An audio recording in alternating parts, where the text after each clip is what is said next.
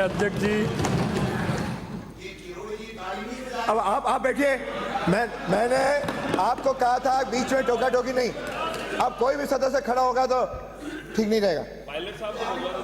बोलिए, नेता सदन है। माननीय अध्यक्ष जी, सर्वप्रथम मैं माननीय राज्यपाल महोदय का धन्यवाद ज्ञापित करता हूं, जिन्होंने अपने अभिभाषण में के माध्यम से इस सदन के समक्ष हमारी सरकार का रोड मैप रखा है।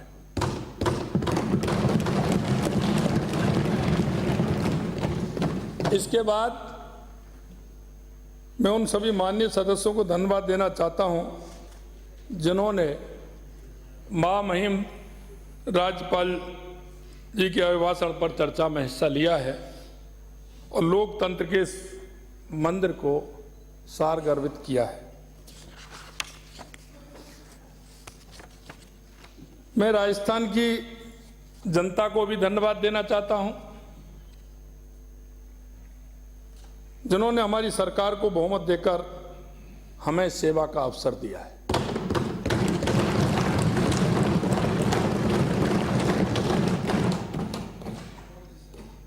मैं मेरी सांगानेर की जनता का भी आभार प्रकट करना चाहता हूं, जिन्होंने मुझे 58.44% वोट देकर के इस सदन में एक जनप्रतिनिधि के रूप में मुझे भेजा है।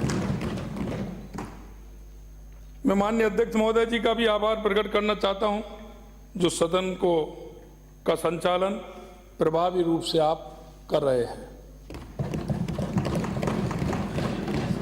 माननीय,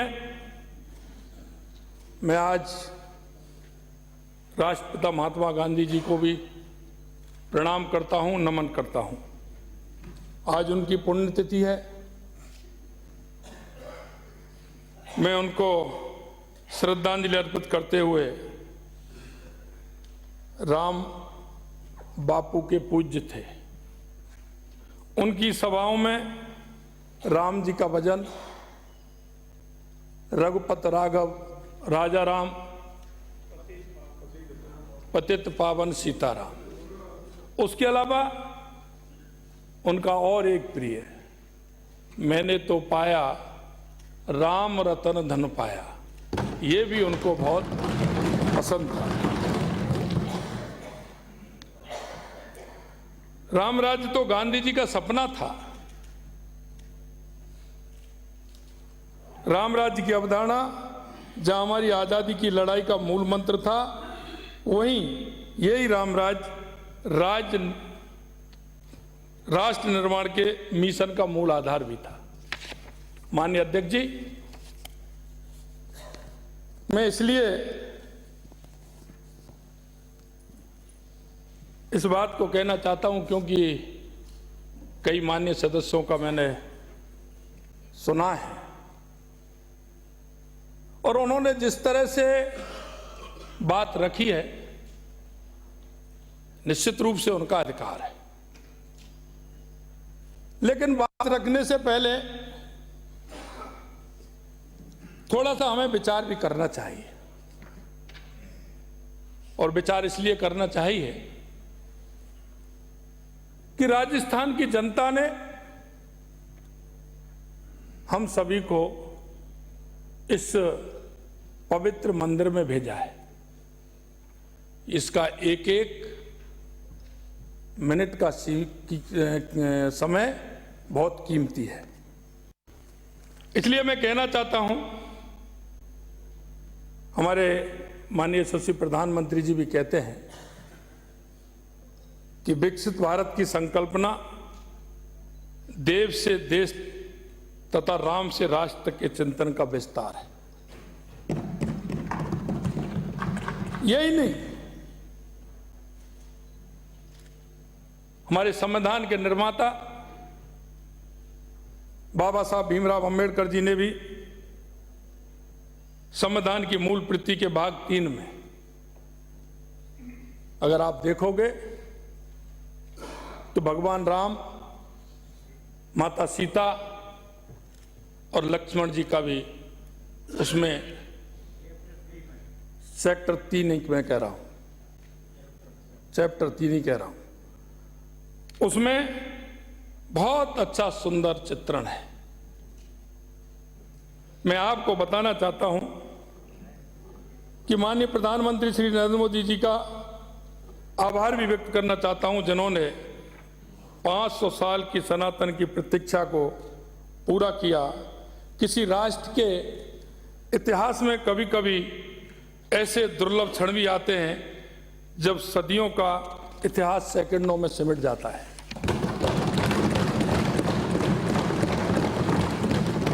अयोध्या में 22 जनवरी को ऐसा ही क्षण आया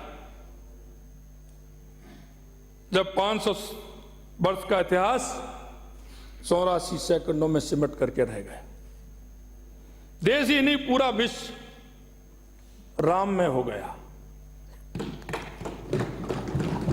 सदियों के संघर्ष एवं राम भक्तों के बलिदान के पश्चात यह सपना साकार हुआ है। नव्य भव्य दिव्य मंदिर में कमलासन पर विराजे श्याम सलोने रामलला के दिव्य दर्शन के जनगण धन्य हुआ है। माननीय अध्यक्ष जी, हमारे जन जन की आस्था के प्रतीक भगवान श्री राम के मंदिर की प्राण प्रतिष्ठा को भी विपक्ष के माननीय सदस्य राजनीतिक चश्मे से देख रहे हैं। मैं आपसे निवेदन करना चाहता हूं कि हमारा दृष्टिकोण, हमारी दृष्टि, इसे हमने देखना होगा। इनको यह पता होना चाहिए कि जिन्होंने राम और राम सेतु को काल्पनिक बताकर नकार दिया था, उनको जनता ने भी नकार दिया है। यही नहीं, और अब आने वाले समय में चुनावों में जनता इनको पूरी तरह से नकारेगी, ये मैं आपसे कह रहा हूं। क्योंकि राम मंदिर केवल आस्था नहीं, अब तो देश की आध्यात्मिक स्वतंत्रता के साथ साथ आर्थिक प्रगति का भी प्रतीक है। इस अवसर पर राम राज्य पर तुलसीदास जी की चौपाई का अंश साझा करना चाहता हूं। देहिक देविक भौतिक तापा, राम राज नहीं कहू व्यापा। इसका अर्थ सीधा सीधा है कि राम राज्य में किसी को शारीरिक, आध्यात्मिक, भौतिक परेशानी नहीं होती थी, सभी सुखी और प्रसन्न रहते थे। माननीय अध्यक्ष जी, मैं माननीय प्रतिपक्ष के नेताजी ने कुछ विषय महिला उत्पीड़न के बारे में कहे। माननीय अध्यक्ष जी, ये राजस्थान भक्ति की मूर्ति मीराबाई की धरती है। यह मां कालीबाई की शक्ति की भूमि है। यह त्याग और बलिदान की मूर्ति पन्नाधाय की भूमि है। यह पर्यावरण की रक्षा करते हुए अपने सिर कटवाने वाली मां अमृता देवी की धरती है। जिस प्रदेश को महिला सम्मान की खातिर प्राण देने के लिए जाना जाता था, उस प्रदेश को महिला अपराध के चिंताजनक आंकड़ों की वजह से प्रदेश को शर्मसार होना पड़ा। शर्मसार ही नहीं, आप उठा लीजिए, देश के अंदर महिला अत्याचार के नंबर पर राजस्थान पहले नंबर पर था। जहां एक और हमारे देश के यशस्वी माननीय प्रधानमंत्री नरेंद्र मोदी जी नारी शक्ति बंधन अधिनियम से लोकसभा विधानसभाओं में 33% महिला आरक्षण देकर महिला सशक्तिकरण, माता बहनों का मान सम्मान बढ़ा रहे थे, वहीं दूसरी ओर हमारा प्रदेश महिला उत्पीड़न और अत्याचारों के शिखर को छू रहा था। यही नहीं, एनसीआरबी के आंकड़े चीख चीख कर कह रहे थे कि पूर्ववर्ती सरकार के समय राजस्थान महिला दुष्कर्म में लगातार देश में पहले पायदान पर बना रहा। सुबह से शाम होती थी, दर्जनों अबलाओं की इज्जत तार तार होती थी। माननीय अध्यक्ष जी, मैं एक बात कहना चाहता हूं, बार बार बात आती है अभिभाषण में, मैं आपको कहना चाहता हूं, आप अपने आप को देखिए, यह सदन बड़ा पवित्र है, यह मंदिर है। हम नहीं, इस राजस्थान की 8 करोड़ जनता हमारा विश्वास करती है। उन 8 करोड़ जनता के प्रतिनिधि के रूप में हम काम करते हैं। राजनीति में कई बार सच का सामना भी करना पड़ता है। जब हम राजनीति करते हैं तो आत्मविश्वास और हमको हमारे धड़े में तोलना होगा कि हमें राजनीति कैसे करनी है। राजनीति मूल्यों के आधार पर होती है। राजनीति के लिए तलवार की धार पर चलना होता है। राजनीति ऐसे नहीं होती कि मैं अगर कुछ कह दूं और उसकी पालना नहीं करूं, यह राजनीति का सबसे बड़ा दोष है। माननीय अध्यक्ष जी, दुख की बात यह है कि जब इस ओर सरकार का ध्यान आकर्षित किया गया तो सरकार के मुखिया ने यह कहकर हमें और शर्मसार किया कि महिला उत्पीड़न के ज्यादातर मामले झूठे होते हैं। इससे अपराधियों के हौसले बुलंद करने का काम किया। यही नहीं, पिछले साल चाहे जम्मा रामगढ़ की का महिला का अतिथला सब मिलने की घटना हो या धरियावाद में विवाहित को निर्वस्त्र करने का मामला हो या भीलवाड़ा के कोटरी में बच्ची से गैंग रेप के बाद भट्टी में जलाने का दिल दहलाने वाला कृत्य हो। इसी प्रकार करौली में दलित युवती के साथ गैंग रेप हो, एसिड अटैक और उसके बाद कुएं में भी डाल दिया हो। इस कानून व्यवस्था को आप क्या कहेंगे? मैं आपसे यह कहना चाहता हूं, जब प्रदेश में कांग्रेस की सरकार आई तब महिला उत्पीड़न और महिलाओं के विरुद्ध अत्याचार बढ़े हैं। मैं जिक्र करना चाहता हूं वो अनुसूचित जाति की महिला भमरी देवी का। वो भी कांग्रेस के समय में ये काम हुए थे। जब भी कांग्रेस की सरकार आती है महिलाओं पर अत्याचार बढ़ता है। महिला दुष्कर्म में आवाज उठाने वाले अपने ही मंत्री को बर्खास्त तक कर दिया गया। अरे उसने ऐसा कौन सा गुनाह किया? इस सदन में बात उठाने का कोई भी अपनी बात उठा सकता है। अरे ऐसा क्या गुनाह कर दिया कि सुबह दोपहर में उसने बात उठाई और शाम को बर्खास्त कर दिया? ये कौन सा है? ये सदन की परंपरा है क्या? यही नहीं, गत कांग्रेस सरकार के मंत्री कहते थे, और वो भी सीनियर मंत्री, वो भी ये कहते हैं कि मैं मुख्यमंत्री थे थोड़ा सा, इतना ही कम। हम तो कहते थे कि आप और ज्यादा बन जाइए, लेकिन उनकी भाषा देखिए, ये राजस्थान मर्दों का प्रदेश है, ये शर्म आनी चाहिए। ऐसे जनप्रतिनिधि को इस तरह की भाषा राजस्थान के बारे में, और मुखिया जिसने थोड़ा सा कुछ सही बात कही तो उसको हटा दिया, मुखिया को ये बातें सुनाई नहीं दी, ये शर्म की बात है। हमारी प्राथमिकता मातृशक्ति के आत्मसम्मान व सुरक्षा को सुनिश्चित करना है।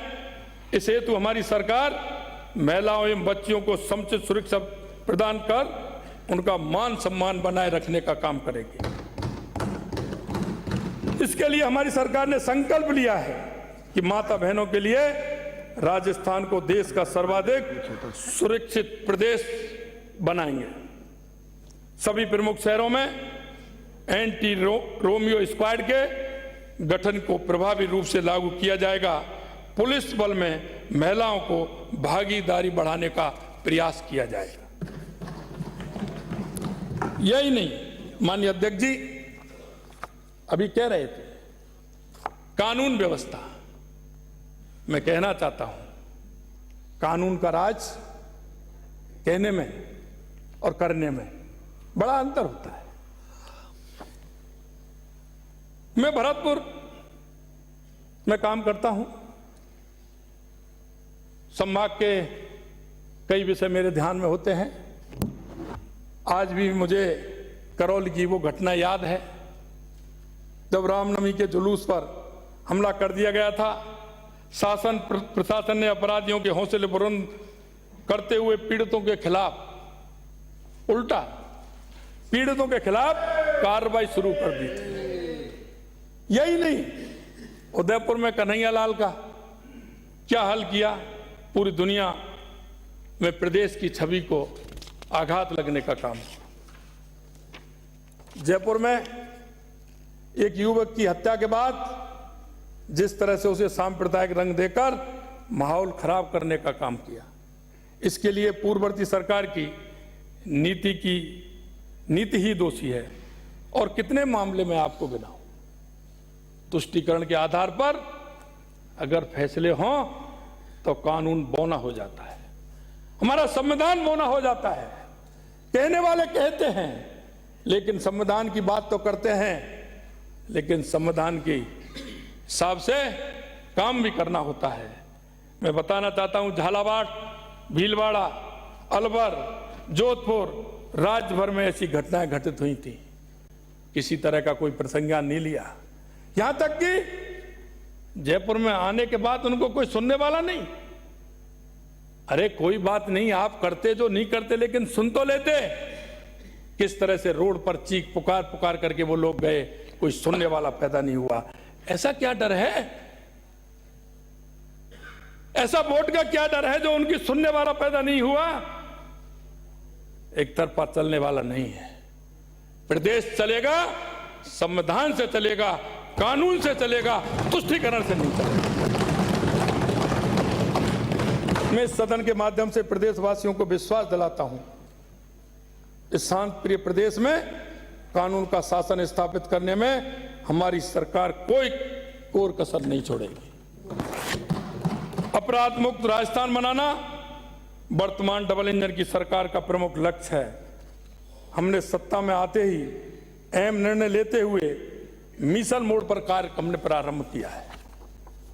आपको जानकारी भी होगी, राजस्थान की कानून व्यवस्था का जिक्र होता है तो कानून व्यवस्था की लचर हालत और पुलिस के टूटे हुए मनोबल के कारण यहां गैंगस्टरपन पे,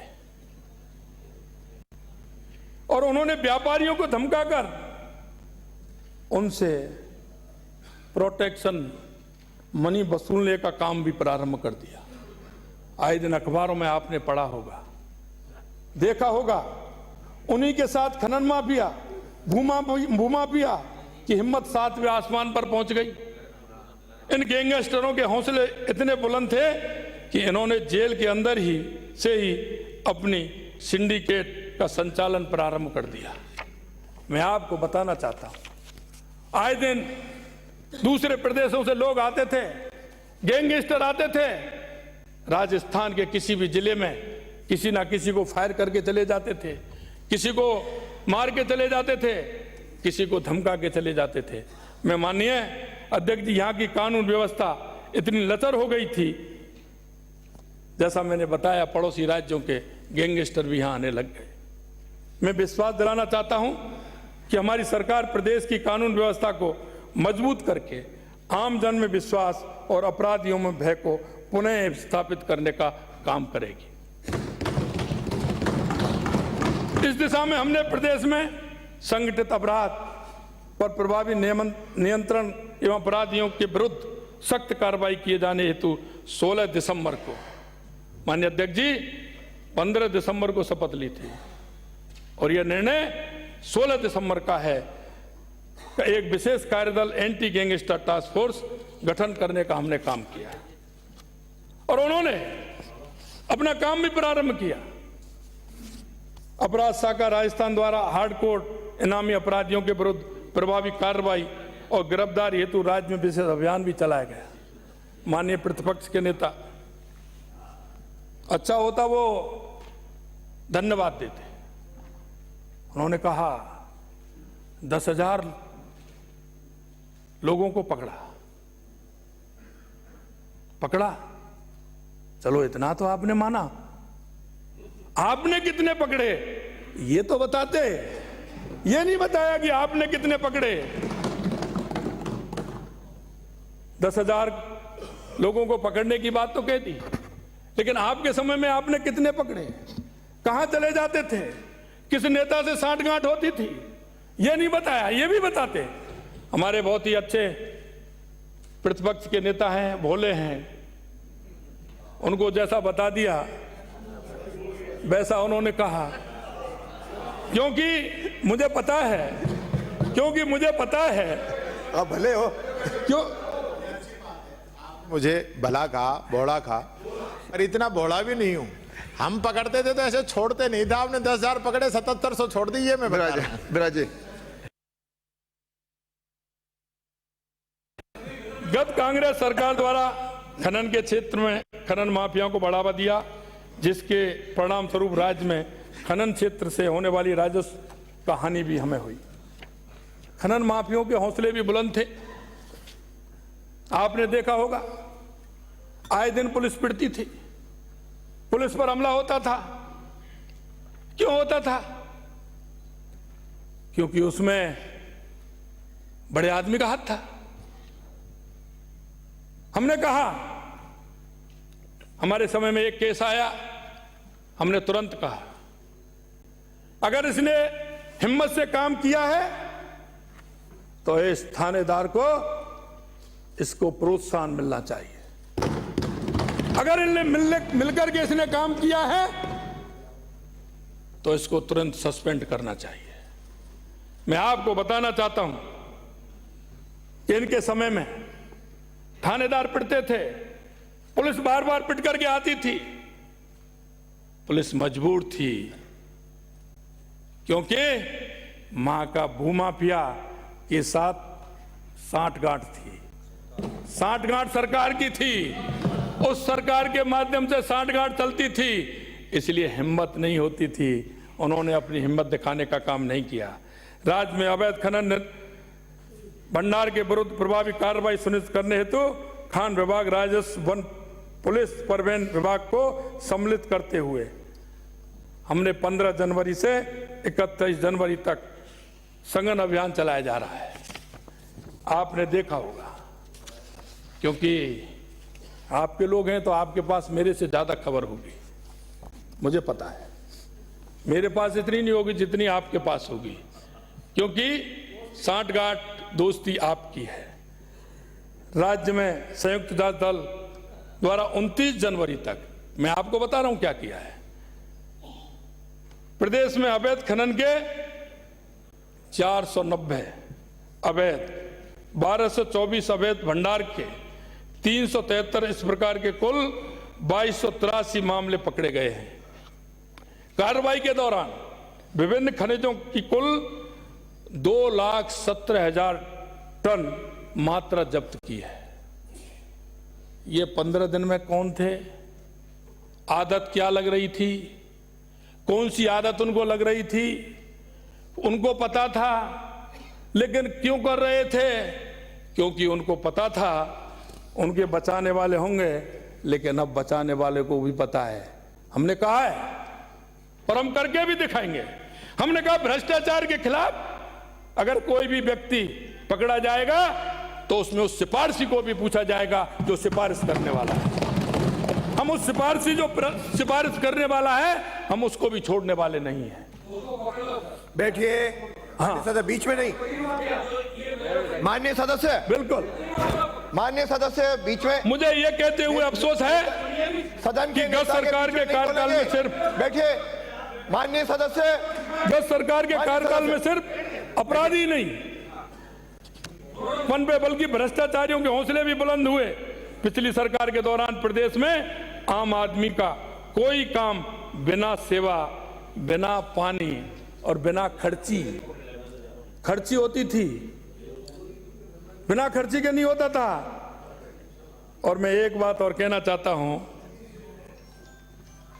प्रीपेड सेवा प्रारंभ हो गई थी। प्रीपेड सेवा, अरे मोबाइल में तो हमने देखी है, लेकिन प्रीपेड सेवा भ्रष्टाचार में हो गई। इतने डला दो इतना दिन काम हो जाएगा, इतना करा दो इतने दिन काम हो जाएगा। बिना सेवा के कोई काम नहीं होता था। यह खर्ची की सरकार थी, बिना खर्चे के नहीं होता था। एक एक गांव, एक एक ढाणी में आप पहुंच जाइए, एक एक आप देखिए। कई बार एसपी से बात होती थी, वो थानेदार उन्हीं के पास नहीं जाता था, थानेदार एसपी के पास नहीं जाता था, एसपी को सलूट नहीं करता था, वो जाके अपने एमएलए के पास सलूट करता था। वो कहता था मैं तो इसने लगवाया हूं, मैं एसपी के पास क्यों जाऊंगा। कितनी पुलिस का क्या हाल किया ये आप सभी को पता है। इस गर्मापूर्ण सदन में और इसके बाहर भी कुछ माननीय सदस्य बार बार पर्ची की सरकार का उल्लेख भी करते हैं। मैं आपसे कहना चाहता हूं, सरकार, मैं उनको बताना चाहता हूं, यह सरकार ना पर्ची की है ना खर्ची की है, बल्कि यह सरकार धरती की है और धरती पुत्रों की है। धरती की और धरती पुत्रों की है। लेकिन एक परिवार को समर्पित कुछ माननीय सदस्यों को एक, क्योंकि माननीय नेता प्रतिपक्ष जी से मैं कहना चाहता हूं, इस देश में आजादी की लड़ाई में बहुत का योगदान रहा है, लेकिन हमेशा मैं देखता हूं आपके पास वही नाम 3 है या 4 है। ऐसा क्यों? अरे इस देश की आजादी में बहुत लोगों का योगदान रहा है, बहुत लोगों का योगदान रहा है। कभी उनको भी सम्मान दे दिया करो। आप सिर्फ 3, अरे बहुत अच्छा स्लोगन पढ़ा। मैं तो कह रहा था कि वीडियो बना के आज ही तुरंत राहुल जी को भेज देना चाहिए, अच्छा लगेगा। आज ही शाम को आपको धन्यवाद देंगे। वो यात्रा कहाँ है, कौन सी यात्रा कर रहे हैं, उस यात्रा से तुरंत कहेंगे कि हमारे प्रतिपक्ष के नेताजी ने बहुत अच्छा एक शेर हमारे लिए पढ़ा है। राहुल गांधी चाहिए हमें, हाँ, हमें चाहिए राहुल गांधी, हमें चाहिए। लेकिन मैं एक निवेदन करना चाहता हूं। मैं तो एक गांव से आने वाला एक ऐसे परिवार का व्यक्ति हूं,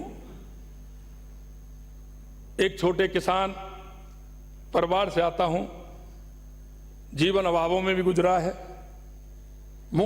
मेरा मुख्यमंत्री बनना अभी तक शायद ठीक नहीं लग रहा है, इसलिए मैं कहना चाहता हूं। बैठिए बैठिए। अरे सुनिए माननीय सदस्य, दरअसल विपक्ष के कुछ माननीय सदस्य पूरा सुन लीजिए। इसलिए आप मैं पर्ची पर भी आ रहा हूं, आपकी पर्ची पर भी मैं आ रहा हूं। दरअसल विपक्ष के कुछ माननीय सदस्यों के अवचेतन मन में पर्ची का डर बैठा है, आपके मन में पर्ची का बड़ा डर बैठा है, इसलिए वो बार बार पर्ची का उल्लेख करते हैं। मैं आपको ध्यान दिलाना चाहता हूं, थोड़ा डिटेल में तो मैं बताऊंगा, मैं ध्यान दिलाना चाहता हूं विपक्ष के सदस्यों को। यह पर्ची का डर कौन सी तारीख का है, आपको कौन सी तारीख का पर्ची का डर है? यह 25 सितंबर 2022 आपको ध्यान होगा, कांग्रेस विधायक दल की बैठक के बहिष्कार का बाद।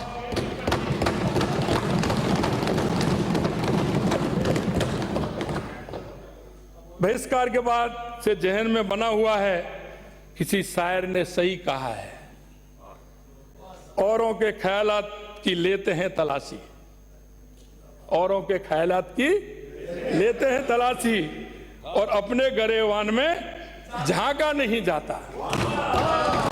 माननीय अध्यक्ष जी, माननीय अध्यक्ष जी, हाँ बैठिए। मैं आपसे, अरे वो जगह, अरे बैठिए माननीय जगह हुए। माननीय मंत्री जी, माननीय अध्यक्ष जी, माननीय मंत्री जी, मैं आपसे निवेदन करना चाहता हूं, और मैं निवेदन यह करना चाहता हूं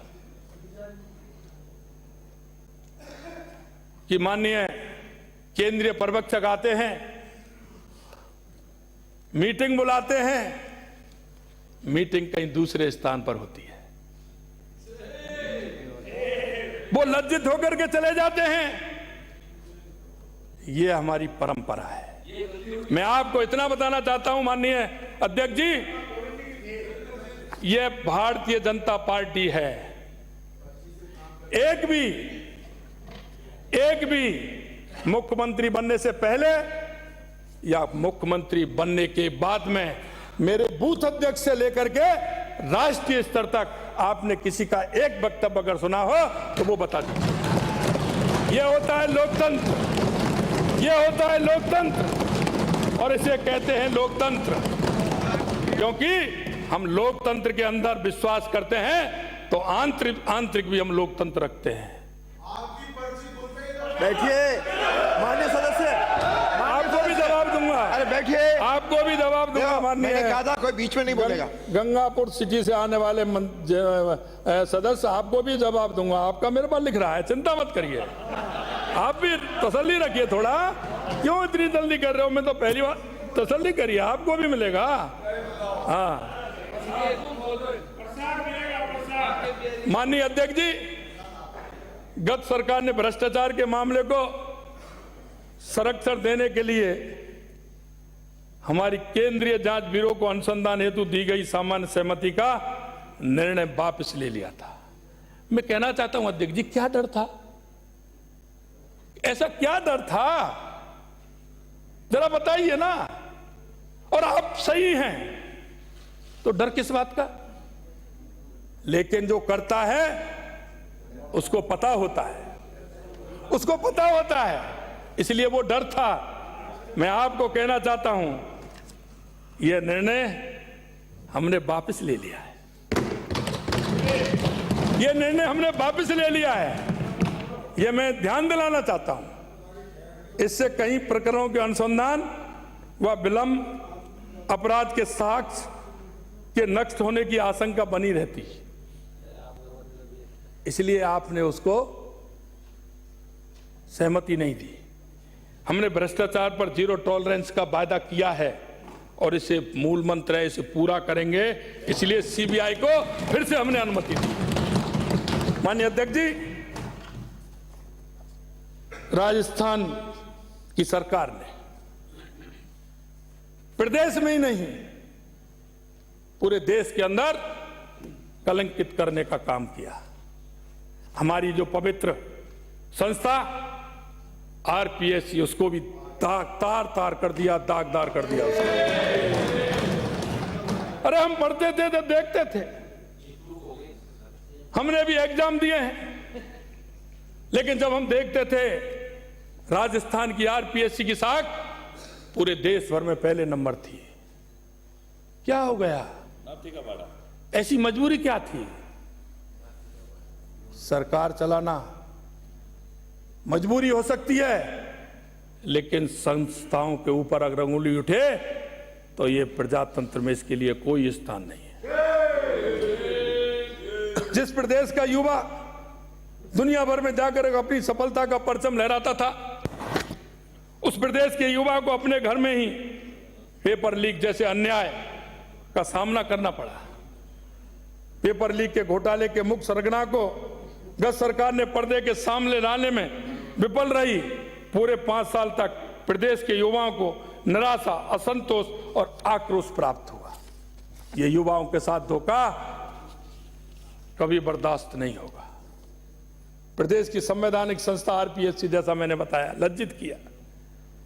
इसके स्टैंडिंग मेंबर पेपर चोरी करते पकड़े गए। अरे आपको शर्म आनी चाहिए। हमें यह देखना चाहिए कि क्या हो रहा है। क्या आपकी आत्मा में आपने देखा नहीं उन युवाओं का कुठाराघात?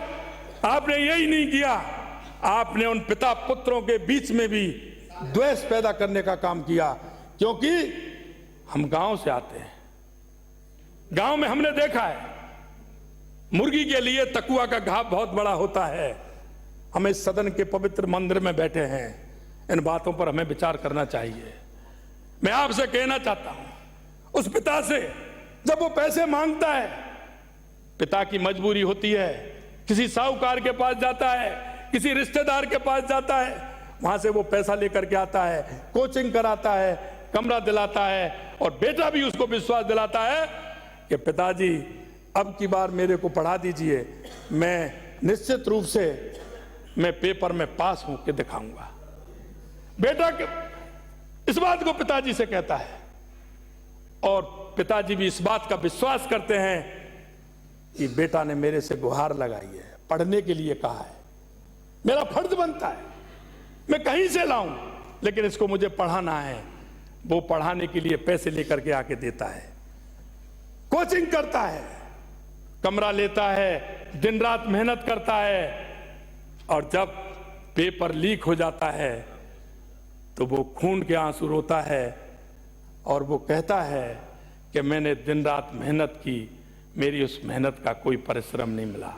इस तरह का काम और आत्मदाह करने को आपकी सरकार ने ऐसे युवाओं को मजबूर कर दिया। उस पिता की छाती पर हाथ धर के देखिए कि उस पिता के साथ क्या हो रहा है।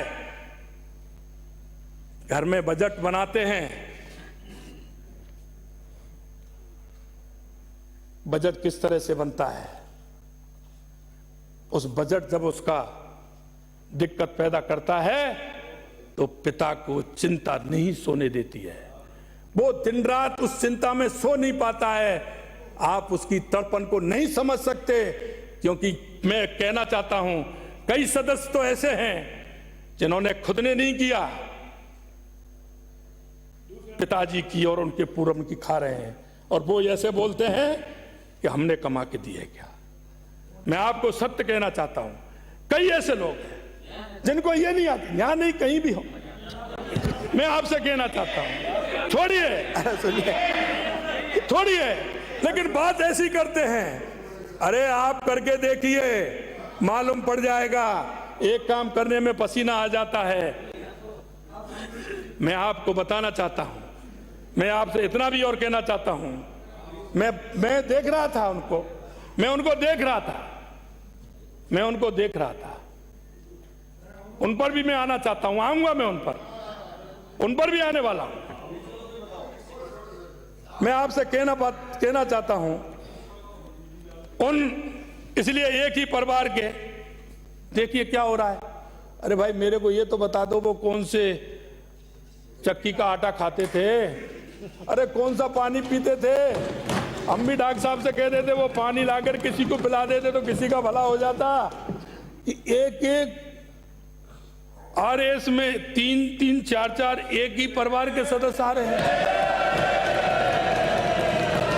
और फिर ये देखिए, यही नहीं, अरे यही नहीं दादा, यही नहीं, आगे और देखिए, अरे आगे और देखिए, यही नहीं, आगे देखिए, नंबर भी एक ही आ रहे हैं। अरे भाई 80 नहीं आए, 79 आ जाए किसी का, अरे ज्यादा दिक्कत हो तो 81 कर दो, लेकिन नहीं, पूरे जो कहा वही तो करेगा, वो जो कहा है वही तो करेगा, इसलिए वही करके उन्होंने दिखाया। ये राजस्थान किस तरह का प्रदेश बन गया, ये शर्म आती है। मैं आपसे कहना चाहता हूं माननीय अध्यक्ष जी, मुझे सदन को बताते हुए प्रसन्नता हो रही है कि सरकार के बनने के बाद हमने वायदा किया था, सरकार के बनने के बाद तुरंत निर्णय लेते हुए पेपर लीक मामले की कड़ी जांच हेतु अतिरिक्त पुलिस महानिदेशक के नेतृत्व में SIT का गठन हमने किया है।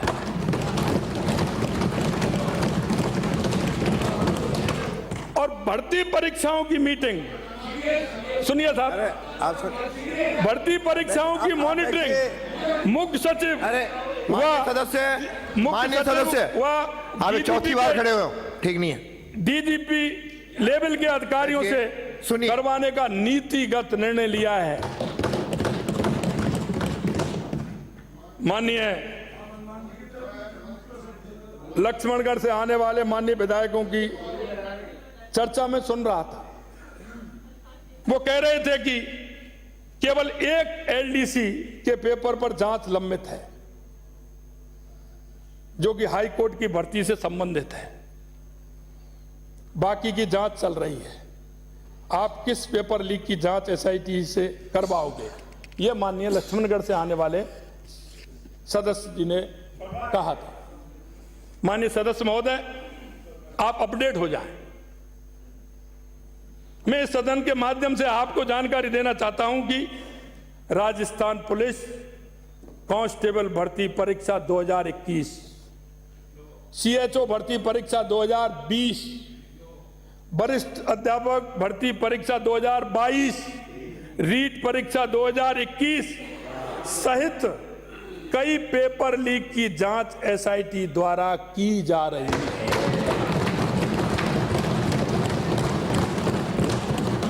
कुछ माननीय सदस्यों ने पेपर लीक के मामले की जांच एसआईटी से नहीं सीबीआई से करवाने के लिए कहा था। नहीं, कई उधर से भी कहा था, उधर से भी आई है, मेरे पास है। अरे उधर से भी आई है था, अरे उधर से भी आई है। अगर जरूरत हुई तो हम सीबीआई से भी पेपर लीक मामले की जांच कराएंगे। लेकिन युवाओं के साथ जो दर्द और युवाओं के साथ साथ उनके जो पिताजी का दर्द है, ऐसे लोगों को किसी भी कीमत पर बख्शा नहीं जाएगा।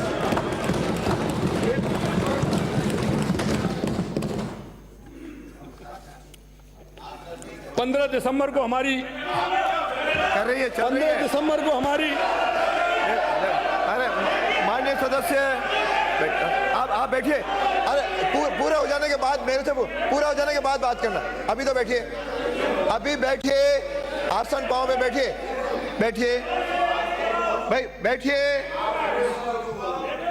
बैठिए।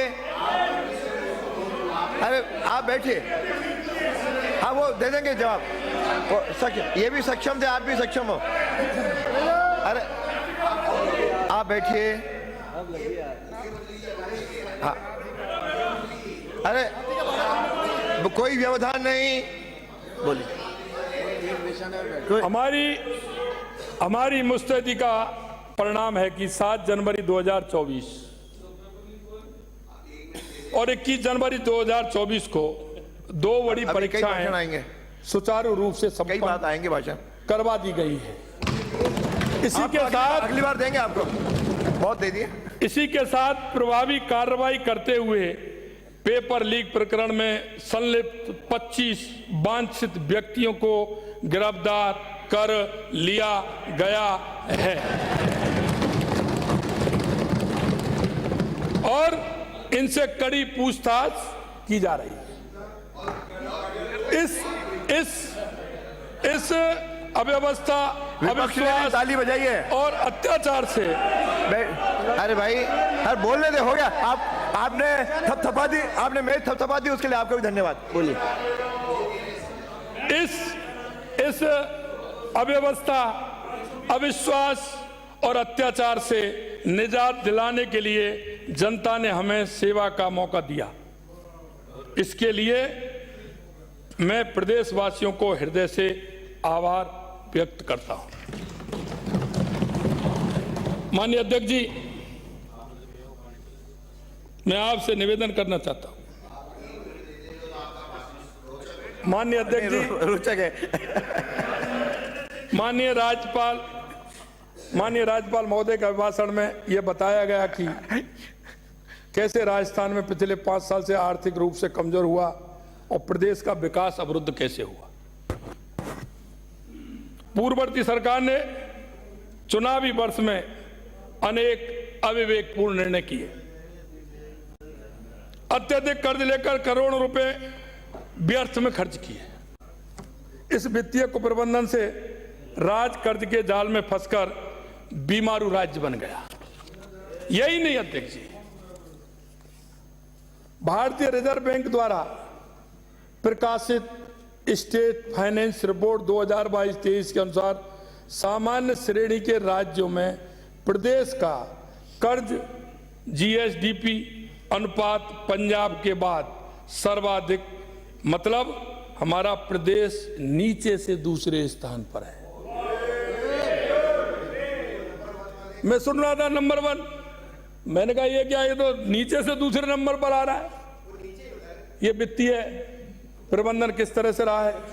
मैं आपको बताना चाहता हूं, वर्ष 2023-24 के बजट के अनुमान राज्य पर लगभग, ये तो सही बताया उन्होंने, 5,80,000 बताया, 5,80,000 करोड़ रुपए का ऋण होना अनुमानित। जबकि 2018-19 के अंत में रहिए, राज्य पर शांत रहिए। कुल भार 3,11,000 का था, करोड़ का।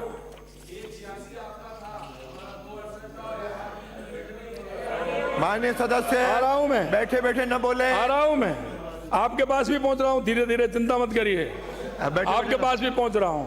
मुझे पता है धौलपुर का आप नजदीक हैं, हाँ, आप भी, आ रहा हूं मैं। नहीं धमका नहीं रहा हूं, आप बैठिए, आपके जवाब दे रहा हूं आप साहब, बैठिए। आपका जवाब। आपके आधा ठीक अरे नहीं है। आप क्यों खड़े हो रहे हो, आपने तो मेरे से क्वेश्चन पूछा ही नहीं। उन्होंने ERCP पर पूछा, उनका जवाब दूंगा। उन्होंने दूसरा पूछा, उनका जवाब मिल जवाब जाएगा। आप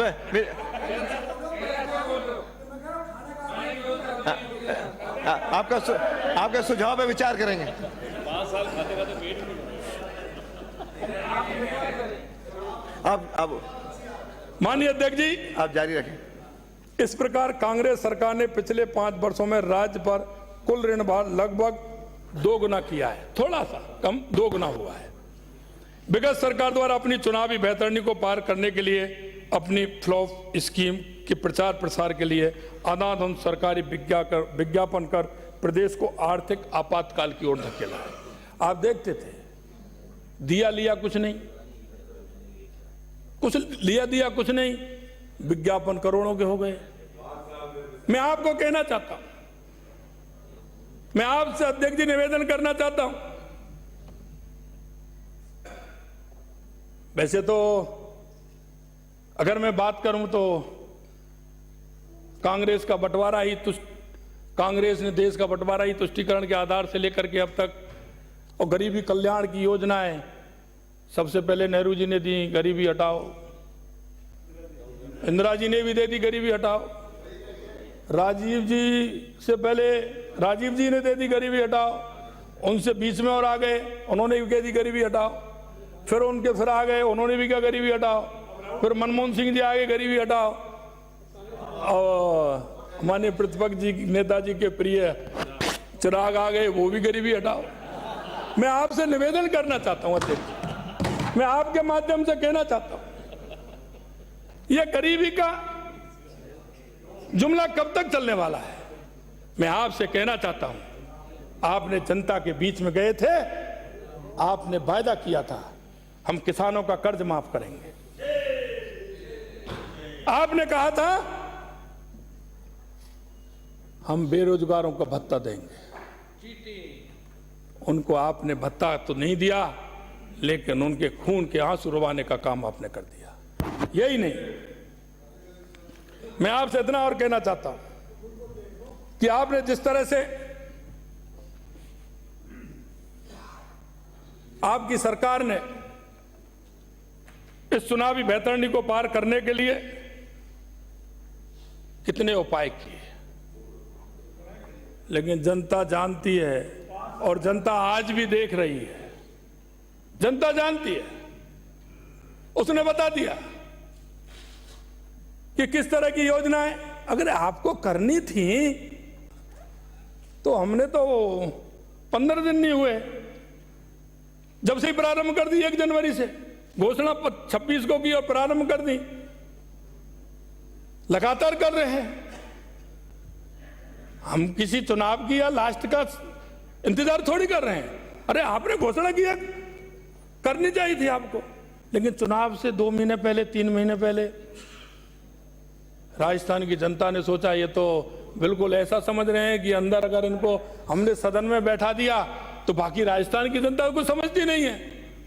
उसका जवाब आपको उस जनता ने दिया।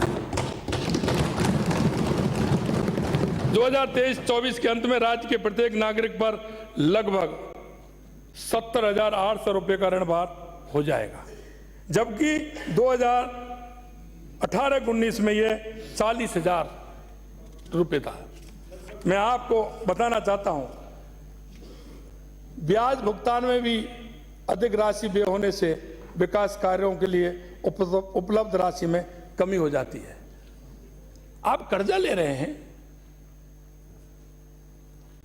कर्जा लेने के लिए हमें 4 बार सोचना पड़ता है। आप घर को किस तरह से चलाते हैं? अगर आपके बस की नहीं, आपके 3 बेटे हैं, एक बेटे ने कह दिया मेरे को मोटरसाइकिल चाहिए, दूसरे ने कह दिया मेरे को तो कार चाहिए, कार भी बढ़िया वाली चाहिए, उसने कह दिया उसने, क्या आप दे देते हैं लाके? मैं आपको कहना चाहता हूं, हमारा कर्तव्य बनता है जनता के उन प्रश्न का जवाब देने का। हमारा कर्तव्य बनता है कि जनता ने जिस तिजोरी की चाबी को हमने मालिक बनाया है, जनता की बात पर खरा उतरने का। ऐसे थोड़ी होता है कि साहब हम बना दिया तो हमको वोट की खातिर देखना है। मैं आज की तो नहीं, लेकिन पहली मैं कहता हूं आपको, इनकी सरकार थी केंद्र में मनमोहन सिंह जी की सरकार थी। आपको इसलिए ध्यान दिलाता हूं, हम क्या करते हैं, ये क्या करते हैं। केंद्र में मनमोहन सिंह जी की सरकार थी, सिलेंडर पर पैसे कम किए थे। उस ऑर्डर में एक बात लिखी हुई थी, सिलेंडर के पैसे जिन राज्यों में कांग्रेस की सरकार है वहीं किए जाएंगे। मैं आपसे निवेदन करना चाहता हूं, हमारी एक एक स्कीम, हाँ मैं बता रहा हूं ना, गुजरात में कम नहीं हुए थे, गुजरात में हमारी सरकार थी, आपके यहां आपकी सरकार थी, वो ऐसा ऑर्डर सिलेंडर पर पैसे कम किए थे। वो एक मिनट, अब लाइए ना, वो ऐसा ऑर्डर भारत सरकार का नहीं था, वो हमारे मुख्यमंत्रियों ने अपनी तरफ से कम किए थे। नहीं, ये सही है कि गुजरात ने कम नहीं किए और आज भारत सरकार ने कम नहीं किया। ये मुख्यमंत्रियों ने कम नहीं किया, ये केंद्र सरकार ने कम किया था, हमें पता है। हमने उसमें जवाब भी दिया था, क्योंकि उससे पहले हमारी अटल जी की सरकार थी, तो हमने ये कहा था कि प्रधानमंत्री सड़क योजना के अंदर हमारे यशस्वी प्रधानमंत्री अटल बिहारी वाजपेयी जी ने पूरे देश के अंदर कहा था कि जो 2000 की आबादी वाला गांव होगा वो सबसे पहले प्रधानमंत्री सड़क योजना में जुड़ेगा, 1000 की आबादी होगा वो सेकंड फेज में जुड़ेगा, और 500 की आबादी वाला होगा वो तीसरे फेज में जुड़ेगा। जब हमने कहा था कि हमारे प्रधानमंत्री जी ने ना कोई गांव देखा, ना कोई ढाणी देखी, ना कोई सरकार देखी, उन्होंने देश के हित में यह काम पूरा देश के लिए किया है। मैं अगर इस बात को करता हूं तो क्या ठीक बात है? आज कोई भी व्यक्ति होता है, आप जिस विधानसभा से जीत करके आए हैं, आप उस विधानसभा के विधायक हैं, आप किसी के साथ पक्षपात नहीं करने की स्थिति में हैं, क्योंक't आप पूरी विधानसभा के जाने जाते हैं।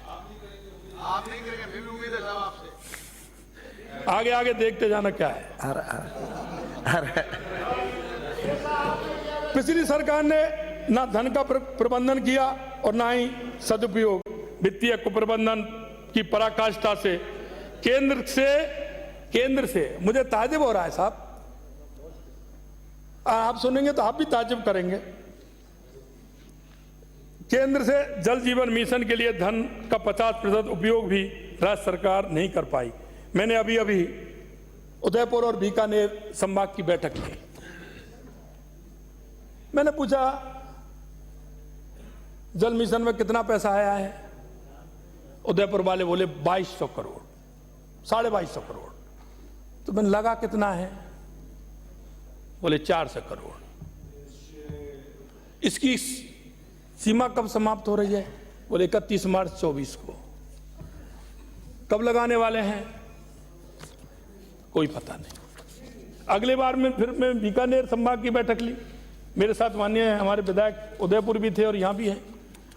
मैंने उनसे पूछा आपके यहां कितना है? बोले हमारे यहां 2230 करोड़ रुपए है। खर्चा कितना हुआ है? 300 करोड़। मैं आपसे कहना चाहता हूं, केंद्र सरकार से आया हुआ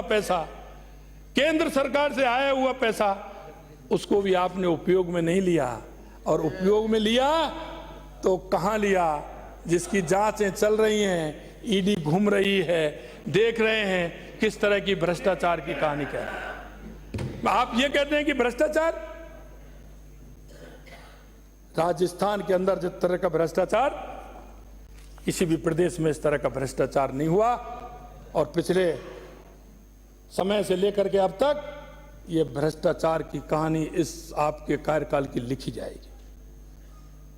हमें मिली विरासत में चौपट अर्थव्यवस्था को पटरी पर लाना हमारी सर्वोच्च प्राथमिकता है। हमारी सरकार वित्तीय प्रबंधन पर विशेष ध्यान देकर राज्य की जीएसडीपी एवं प्रति आय व्यक्ति वृद्धि कर राज्य को अगले 5 वर्ष में दोबारा भी कहना है मुझे, क्योंकि कई हैं बात पूरी नहीं सुनते, उससे पहले के साहब हुआ नहीं, आपने तो कहा, मैं कह रहा हूं वो सुन लीजिए। 350 बिलियन डॉलर की अर्थव्यवस्था बनाने के लिए हम प्रतिबद्ध हैं, जो वर्तमान में 170 बिलियन डॉलर की है। हम एक विश्वास आपको दिलाते हैं कि हम हर समस्या से सुलझने के लिए, हर समस्या से मुकाबला करने के लिए हमारा एक एक सदस्य पूरी तरह से तैयार है।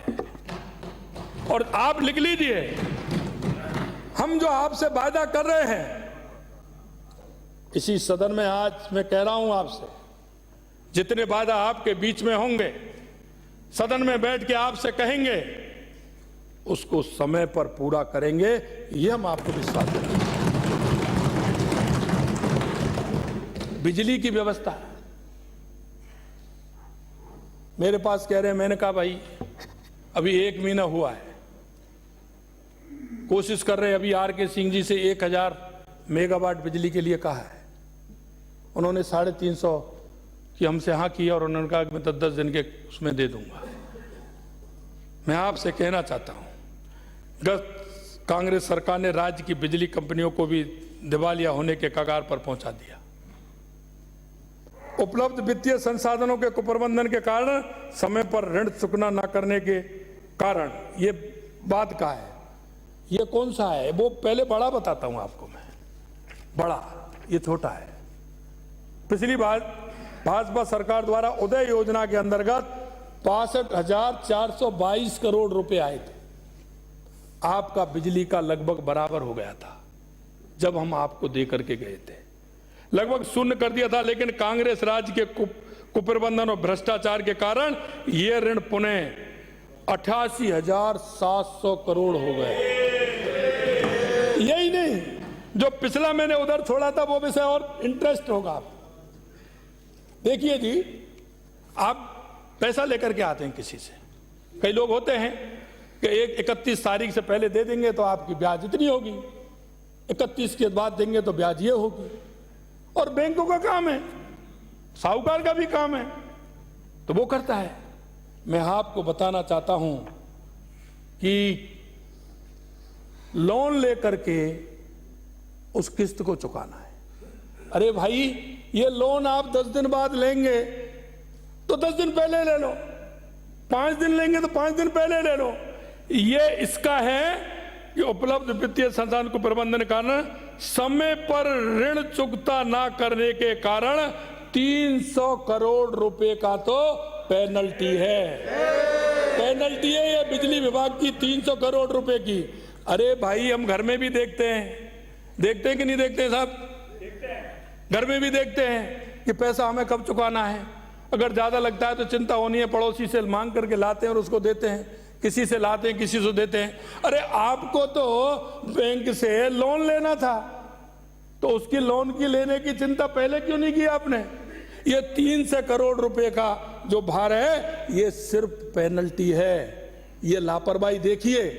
आप कह रहे हैं कि हमने ये कर दिया, हमने वो कर दिया। अरे कहां ले जाओगे? इस राजस्थान को गर्त में डालने का काम आपने किया है। विगत 5 वर्षों में राजस्थान में सरकार की लापरवाही, संस्थागत भ्रष्टाचार के कारण प्रदेश में बिजली का संकट रहा है। पिछली भाजपा सरकार, जैसा मैंने बताया आपको, पिछली सरकार ने आमजन के बीच में गफलत की स्थिति पैदा कर दी। कभी 100 यूनिट मुफ्त देंगे, कभी 200 यूनिट मुफ्त देंगे। और एक और गफलत सबसे बड़ी हो रही है, वो गफलत ये हो रही है, जिनके 100 यूनिट वाले हैं उनके घर में बिजली नहीं जा रही है, घर में बिजली नहीं जा रही है। उत्पादन वाला कह रहा है मैंने तो इतनी उत्पादन कर दी। अब उनमें होड़ वहां लग गई, होड़ इसलिए लग गई कि वहां से बिजली का उत्पादन का कितना भार हो रहा है, आपने कंज्यूमर को कितनी बिजली दी। अब जिसको 100 यूनिट देनी थी वो तो फ्री है, उसका घर तो बंद है, ताला लग रहा है, लेकिन उसका भी बिल देख लेना, आप मंगा लेना। आप वहां रहते हो, 100 की 100 यूनिट का बिल जा रहा है, 90 का, 95 का पूरा बिल जा रहा है, जिससे वो उत्पादन 12, किसान को 2000 जा रहा है। अरे किसान का कभी तो कम होता होगा भैया, या ज्यादा निकलता होगा, लेकिन उस पर भी लगाते हुए उस बिल में भी। अरे ऐसा क्यों? उत्पादन वाला बढ़ा रहा है, जिससे उसके पैसे उसको मिल जाएं, उसमें से आधा मेरा भी कहीं ना कहीं काम चल जाए। ये स्थिति पैदा बिजली के अंदर हो रही है। मैं आपको ये सारी चीजें बताना चाहता हूं। ग्रामीण शहरी आमजन गांव में हमारे किसान भाई विद्युत कटौती का दंश झेलने को मजबूर हैं। गत सरकार के समय राजकीय उत्पादन के पावर प्लांट में कोयले की कमी, आहा कितनी बड़ी बात आई है। अरे भाई जी, हमसे तो आप नाराज हो रहे हैं। अरे हमारा पड़ोसी अगर हमारा है तो हमको उसका फायदा लेंगे ही, चाहे वो कोई भी हो। अरे तुम्हारा पड़ोसी भी तो था, अरे छत्तीसगढ़ में तुम्हारा ही भाई था, लेकिन वहां क्या हुआ? वहां देखिए आप, छत्तीसगढ़ से कोयला आता है। अब हमने 3 दिन में कोयला चालू करा दिया ना। हमारा विष्णु भाई आया तो हमने कह दिया विष्णु भाई कोयला दे, तुरंत 3 बार फोन आया, रात को 11:30 बजे फोन आया, भाई जी मैंने आपका काम कर दिया और काम चालू। ये होता है। अरे आप उसका भी लाभ नहीं ले सके। छत्तीसगढ़ में आपकी सरकार थी, राजस्थान में आपकी सरकार थी। अरे ऐसा क्या कर सकते हैं भाई, आपको लाना। लेकिन हुआ क्या, उसमें सौदा हुआ। सौदा यह हुआ कि साइड कोयले की कोई सी थी, साइड को दूसरी बता दिया, साइड को दूसरी बता करके उसका ट्रांसपोर्ट का काम उसको दे दिया। उसमें आ रहा है कोयले में मिट्टी, कोयले में पत्थर। अब वो पत्थर और मिट्टी आएगा तो वो बिजली उत्पादन करेगा क्या? मैं आपसे कहना चाहता हूं कि हमारे जो प्लांट है वो 56, 54, 53% बिजली उत्पादन कर रहे हैं, और जो प्राइवेट है वो कितना कर रहे हैं? 75, 74, 76। भाई ये अंतर 20 का क्यों है? अरे आपको देखना चाहिए अंतर क्यों है। हमने तो अभी भी देखा है, हमने कहा है उनसे अगर इससे कम होगी तो हम नहीं मानेंगे। प्राइवेट जितना करे उससे थोड़ा बहुत 1%, 2% कम हो तो ठीक, कोई दिक्कत नहीं है, चीजें जाती है, लेकिन ये पूरा होना चाहिए। ऐसा क्यों हुआ? क्या हम कोई देखने वाला नहीं था? क्या कोई समझने वाला नहीं था? कोई है प्लांट, लेकिन उस प्लांट में 50, 53, 55% पैदा हो रही है, प्राइवेट वाले में 75%, 74% पैदा हो रही है। ये कौन सा अंतर है, ये कौन सा घोटाला है, ये मैं आपको बताना चाहता हूं। माननीय अध्यक्ष जी, इसी उत्पादन की कमी के कारण एक्सचेंज से महंगी बिजली खरीदी गई, इसमें भी घोटाला है। एक्सचेंज से बिजली खरीदी गई। अब हमने छत्तीसगढ़ की हमारी सरकार से बात कर केंद्र सरकार के सहयोग से कोयले की आपूर्ति हमने सुचारू की है, और उसमें भी मैं बताना चाहता हूं। अब कहोगे जो हमारे छत्तीसगढ़ से कोयला आ रहा है उससे हमारा है सस्ती रेट में आ रहा है। अगर कोयला हमें नहीं मिलता है तो कोल इंडिया से लेना पड़ता है, आपके ही उसमें है वो 40% महंगा। बिजली वालों से पूछ लीजिए, 40% महंगा आता है, 40% महंगा, 40% महंगा वो कोयला कोल इंडिया से ज्यादा 40% महंगा कोयला है? कौन? आप तो सुनते चलो साहब, क्यों चिंता कर रहे हो? मैं तो आपको कर रहा हूं ना, मैं तो आपको कर रहा हूं, क्यों चिंता कर रहे हो? हाँ? हमारी सरकार सौर ऊर्जा की अपार संभावनाओं का दोहन करते हुए राज्य को बिजली उत्पादन में आत्मनिर्भर बनाएगी। आम नागरिक, उद्योगों एवं किसान भाइयों को गुणवत्ता बिजली पूर्ति आपूर्ति सुनिश्चित की जाएगी। और कभी कभी कहते हैं, क्योंकि फिर वही विषय आ रहा है तो आपको लगेगा कि कहते हैं ना आपने पेटेंट, अरे पेटेंट तो हमारे मन में नहीं, बार बार में है। राम हमारे रोम रोम में है, आराध्य है हमारे। आपको कुछ नहीं होती, आप नहीं जाएंगे। मैंने आगे भी काम किया, वो आगे आएगा अभी। श्री रामलला के प्राण प्रतिष्ठा के अवसर पर केंद्र सरकार ने महत्वाकांक्षी प्रधानमंत्री सूर्योदय योजना की घोषणा की है। प्रदेश में हम भी हर घर सोलर सिस्टम लगाकर सोलर एनर्जी को प्रोत्साहित कर ऊर्जा के क्षेत्र में आत्मनिर्भर बनाने के लिए काम करेंगे। नवीन एवं नवीनीकरण ऊर्जा के विकास के दृष्टिकोण से राजस्थान राज्य के शिक्षित युवाओं को सूर्य मित्र, वायु मित्र के रूप में विशेष अभियान चलाकर प्रशिक्षित किया जाएगा, जिससे नवयुवकों को रोजगार भी मिलेगा। इधर सुन लीजिए सर, रोजगार भी मिलेगा और अवसर उपलब्ध हो सकेंगे उसको। उधर ही है मैं। हमारी सरकार विद्युत क्षेत्र में परिचालन व तकनीकी सुधारों को लागू कर विद्युत तंत्र को सुदृढ़ और कुशल बनाएगी। माननीय अध्यक्ष जी, बिजली के बारे में कहते थे, लेकिन आपने बिजली की स्थिति देख ली। मैं आपको बताना चाहता हूं, माननीय गंगापुर से आने वाले सदस्य माननीय कह रहे थे, कल मैं सुन रहा था ERCP, माननीय ने नाम सुना है, नाम सुना है, नाम सुनकर के ही वो, मुझे पता है आप ज्यादा चक्कर मत आया करो जी, हमारे सीधे साधे आदमी हो। वो जो कह देते हैं पर्ची जिन्होंने दे दी उन्होंने पढ़ दी। मैं आपको बताना चाहता हूं, जो पहले कोई एमओ हुआ है ERCP का, अरे पहले तो आपकी सरकार थी, आपके ही मुख्यमंत्री ने लिख करके दिया कि हम नहीं देंगे। अरे हमारे मुख्यमंत्री तो यहां आकर के गए, साथ लेकर के गए, समझौता किया है। अगर ये दोस्ती हो तो ऐसी हो, पार्टी हो तो ऐसी हो, यहां नहीं, यहां आए। हमारे मध्य प्रदेश के मुख्यमंत्री यहां आए, साथ लेकर के गए कि चलिए एक राजस्थान और मध्य प्रदेश की ऐसी योजना है, जनता उसको याद करेगी, जनता को पीने को पानी मिलेगा, सिंचाई को पानी मिलेगा।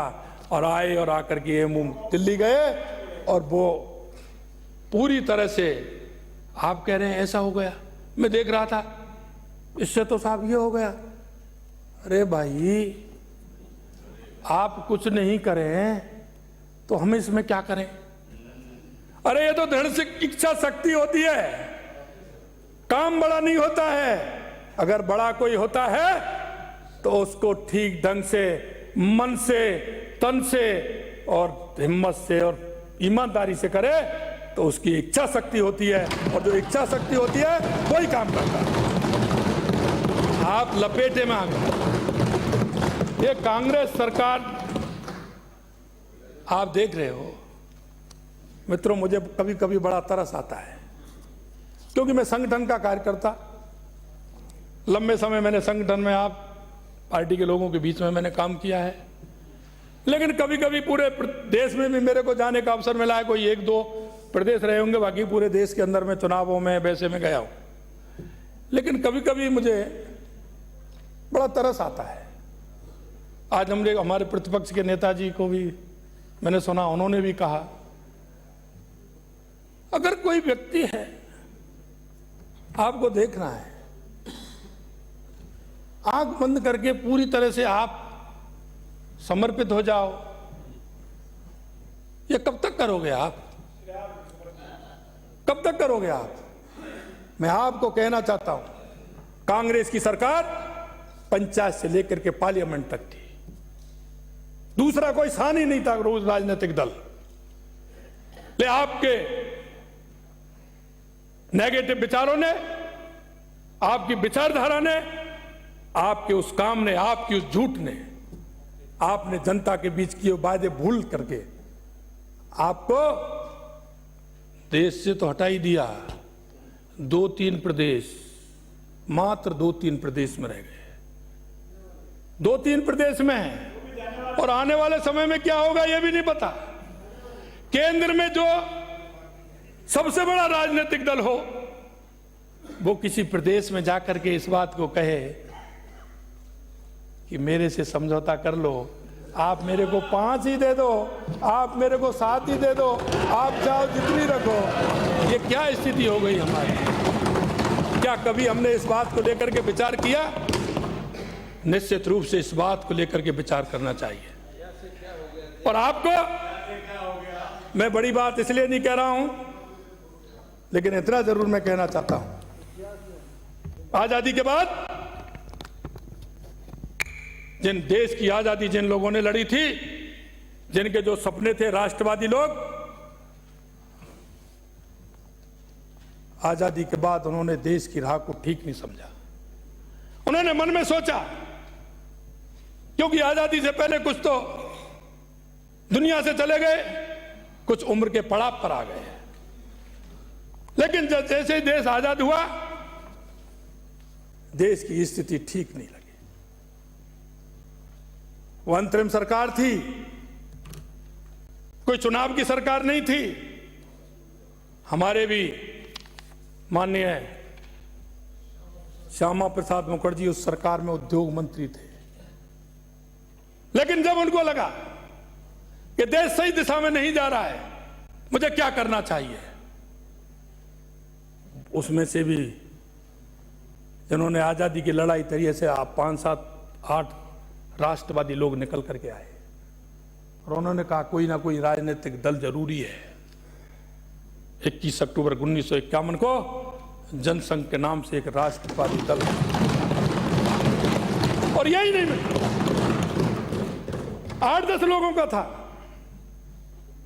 अगर उनकी नीति ठीक थी, नीयत ठीक थी, तो आज वो 8-10 लोगों का दल वो देश की सबसे बड़ी पार्टी नहीं, दुनिया की सबसे बड़ी पार्टी, यह मैं आपको कह रहा हूं। हम जनता के बीच में जाते हैं, जनता के वायदों को भूल जाते हैं। आपके नेता कहते थे एक बार तो बस सर्वे करा दो, 4 एक्शनों को जाके गांव में कह दो एक्शन से सर्वे करा दो, बिजली की करा दो, सड़क की करा दो, अगली बार सफेदी डलवा दो 5 साल बाद, 5 साल बाद में खुदवा दो उसको, फिर बनवा दो। ऐसे कब तक वोट लेंगे, कब तक करेंगे? मैं आपसे इतना ही कहना चाहता हूं कि एक बार देखिए, आपको विचार करना चाहिए। हम भी चाहते हैं कोई ना कोई प्रतिपक्ष भी मजबूत हो, देश के अंदर अच्छा हो, बढ़िया हो, नीतियों में सहयोग करे, काम में सहयोग करे, क्योंकि विरोधी हमारी ताकत होता है। अगर विरोधी नहीं होगा तो हमारी भी कल्पना में अंतर आ सकता है। मैं आपसे यही कहना चाहता हूं, आप सुन लीजिए, मैं आपसे इतना कहना चाहता हूं कि 2000 इसीलिए यह हो रहा है, लेकिन फिर भी नहीं, ERCB पर आप राजनीति कर रहे हैं। अरे आपको पानी मिलेगा, गंगापुर से आने वाले सदस्यों के आपको पानी मिलेगा, हाँ, और मैं इसलिए कह रहा हूं मिलेगा, आप सुन लीजिए, आपको भी मिलवाएंगे, चिंता मत करिए। हमारे आपने हमसे कहा आपको भी वादा पक्का, आपको मिलेगा। मैं कह रहा हूं ना, आपके सदन में बीच में खड़े होके कह रहा हूं आपको भी मिलेगा। आप लिख लीजिए, मिलेगा आपको, बैठे, और जल्दी मिलेगा। बैठो। माननीय सदस्य, माननीय सदस्य, मैं आपसे निवेदन करना चाहता हूं, सुन, माननीय सदस्य, आप बैठिए, आप बैठिए, पूरा बताऊंगा आपको, कोई कसर नहीं छोड़ूंगा, पूरा बताऊंगा आपको, पूरा बताऊंगा, लाभ भी बताऊंगा, चिंता मत करिए। अरे विराजो, सुनिए, अरे विराजो, सुनिए पूरा। मैं आपसे इतना कहना चाहता हूं, मैं आपसे इतना निवेदन करना चाहता हूं, मैंने पहले ही मेरे वाक्य में कहा कि मैं किसान पुत्र हूं और किसान पुत्र भी छोटा।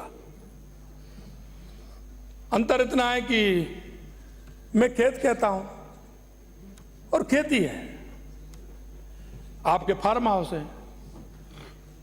अंतर है, अंतर है।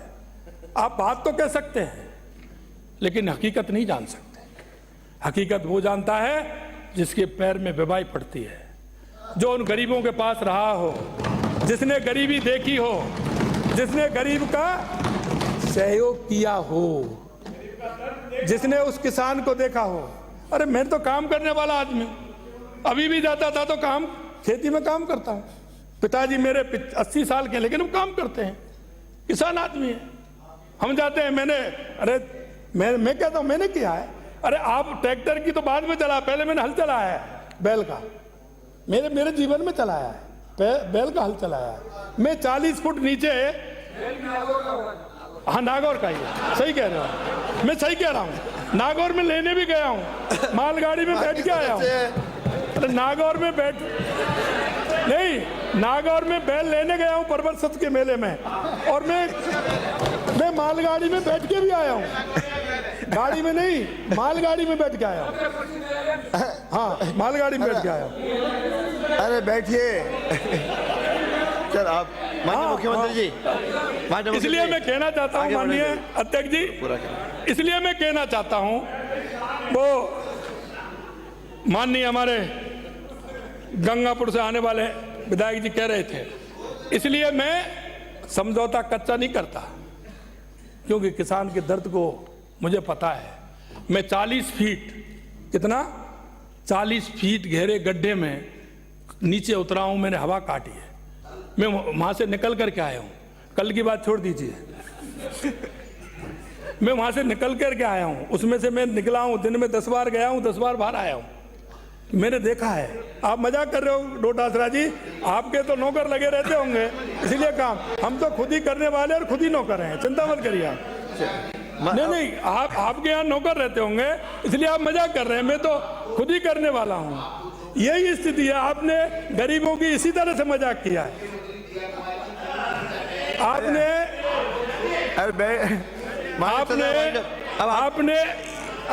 किसानों की, मजदूरों की हंसी उड़ाने का काम किया है, इसलिए आज आपकी स्थिति है। तो आप सिमट करके रह गए। मैं माननीय सदस्य,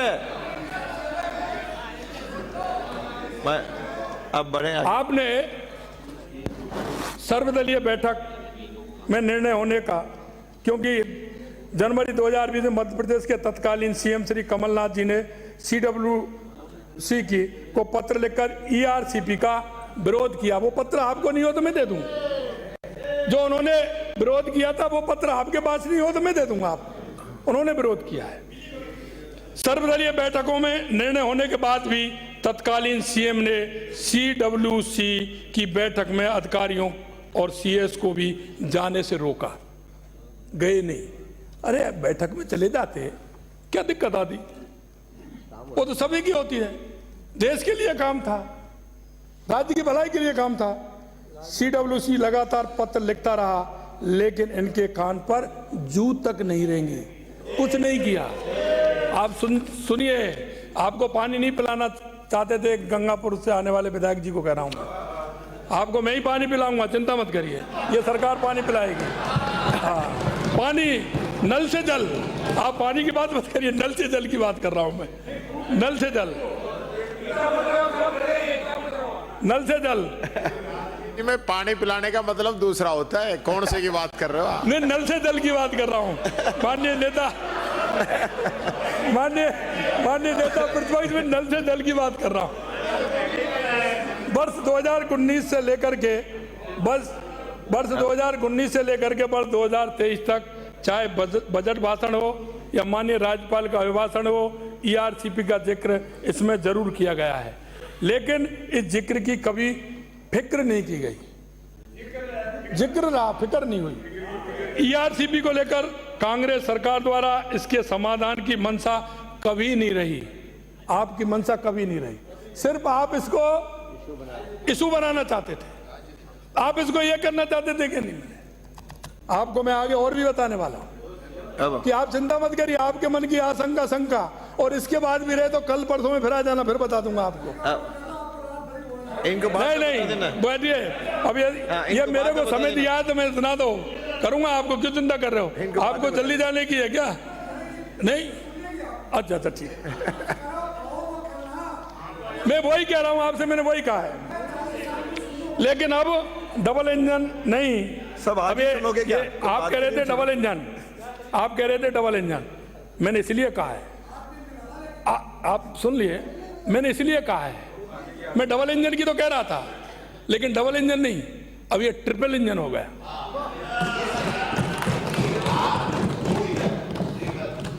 क्योंकि ये क्यों, लेकिन अब ये डबल इंजन ट्रिपल इंजन है कि सरकार ईआरसीपी के सपने को हकीकत में बदलेगी। दो सरकार साथ साथ में काम करेंगी, एक केंद्र की सरकार हमारा पूरी तरह सहयोग देगी। आप कह रहे थे, मैं सुन रहा था, कोई कह रहे थे टेम्पू है, माननीय विधायक बहुत सीनियर है, कहते हैं गए, हाँ उनको पता था क्या होना है इसलिए गए। ट्रिपल, वो कह रहे थे टेम्पू, टेम्पू कह रहे थे, मैं सुन रहा था। वाह, मैं आपको यही कहना चाहता हूं, मैं उन पे भी आ रहा हूं, उनका भी होगा आगे। समझौते में राजस्थान राज्य हेतु पूर्वी राजस्थान नहर परियोजना में सम्मिलित जो बैराज हैं, एक बात बताइए, आप मेरे से कह रहे थे, कई लोगों के प्रश्न थे, डॉक्टर साहब से कह रहे थे, पानी आना है उधर से और इधर जाना है, बड़ा बांध इधर है, बड़ा बांध इधर है, और वो नीचे के 3 बांधों में होके जाना है, तो क्या उसके लिए पाइपलाइन डाल के ले जाएंगे आप? कैसे ले जाएंगे उस पानी को? जाएगा तो उन 3 बांधों में होके। जब आपको ये पता है कि इस बांध से उस बांध में जाने में 3 बांध बीच में आते हैं, तो उनका जिक्र करना आवश्यक है क्या? आप बता दो मेरे को। मैं तो यहाँ से खेत में पानी जाता है, उस मेड़ तक जाता है, तो वो खेत में ही होके जाता है, इधर उधर तो नहीं जाता कि दूसरी जगह से ले आए। जाता है क्या डोटासरा जी? आप ही बताइए। आपके लोग ये कह रहे हैं, आपके लोग ये कह रहे हैं कि इस बांध का नहीं उस बांध का। अरे भाई, रास्ते में जो बांध पड़ रहे हैं तो वो तो भरने वाले हैं, उनका नाम डालने करके इसमें क्या फायदा है? अरे आप बताइए ना, डालना है क्या उसमें? अगर संख्या बढ़ानी है, संख्या बढ़ानी है तो हम तो डाल देंगे, हमें क्या दिक्कत आ रही है? हमारे तो है उसमें। मैं आपको इतना ही पूरा बताऊंगा, थोड़ा पहले वो बता दूं, बाद में बताऊं इसको। आज तो संक्षेप आप सुन में लीजिए, बता दो पूरा आपके लिए आ जाएगा। आज संक्षेप में बता दो इनको। ईआरसीपी द्वारा, अब सुन लिए, सुनिए, हाँ, ईआरसीपी द्वारा राजस्थान में मैं ये कह रहा हूं, ईआरसीपी द्वारा बैठो। राजस्थान के 13 जिले हैं। आपका भी अगर मैं बता दूं, आपने कितने जिलों की बनाई थी? सुन लिया, 3 जिलों की बनाई थी। उसमें पैसा कितना? 500 करोड़। उसको भी दिखा रहे थे, क्या कर रहे थे? जल जीवन के वो पैसे लगा दिए, कुछ इधर गए, कुछ उधर गए। यही तो कहना चाहता हूं मैं आपसे, कहना चाहता हूं 13 जिले हैं, 13 जिलों में पीने की पानी की व्यवस्था होगी। और मैं इतना तो मैं जानता हूं, मेरे से कहा ऐसा होना है, नहीं होना है, हमारी शर्तों के हिसाब से होना है। ये हमारी शर्तों के हिसाब से हुआ है। हमने कहा 2,80,000 हेक्टेयर सिंचाई के लिए पानी हम लेंगे, 2,80,000। और यही नहीं, मैं आपसे इतना कहना चाहता हूं, आपको कितना चाहिए आप ये बता दीजिए। अरे आप मेरे को लिख के दे दीजिए। आप अरे सुनिए, आप मेरे को, ऐसा है, आपको जब पता ही नहीं है कुछ, तो आप बात कर लीजिए, पूछ लीजिए, आपके कोई जानकार हो उनको पूछ लीजिए, आप हमको बता दीजिए ना, उससे ज्यादा ले लेना हमसे। आप बताइए कितना चाहिए आपको? कमाल की बात कर रहे हैं, पानी की बात कर रहे हैं, कोई हमसे धोखा कर सकता है? अरे बैठिए। अरे हम किसान हैं। माननीय सदस्य राज्य 3500 अरे माननीय 3510 से ज्यादा मिलेगा, ज्यादा मिलेगा, ज्यादा मिलेगा, आज आपसे कह रहे हैं। और यही नहीं, आगे और नहीं जोड़ना है क्या हमें? आप तो यहाँ गंगापुर रह जाते हो, हम तो भरतपुर रहते हैं। हमने तो गन्ने को भी पानी चाहिए उसमें से, हमें तो सिंचाई के लिए भी पानी चाहिए। हमने तो रामगढ़ बांध भी भरना है, और रामगढ़ बांध से कितना जाता है वो भी देख लीजिए। हमारी जो है समझौता, जो पूर्ण रूप से है वो ही समझौता है।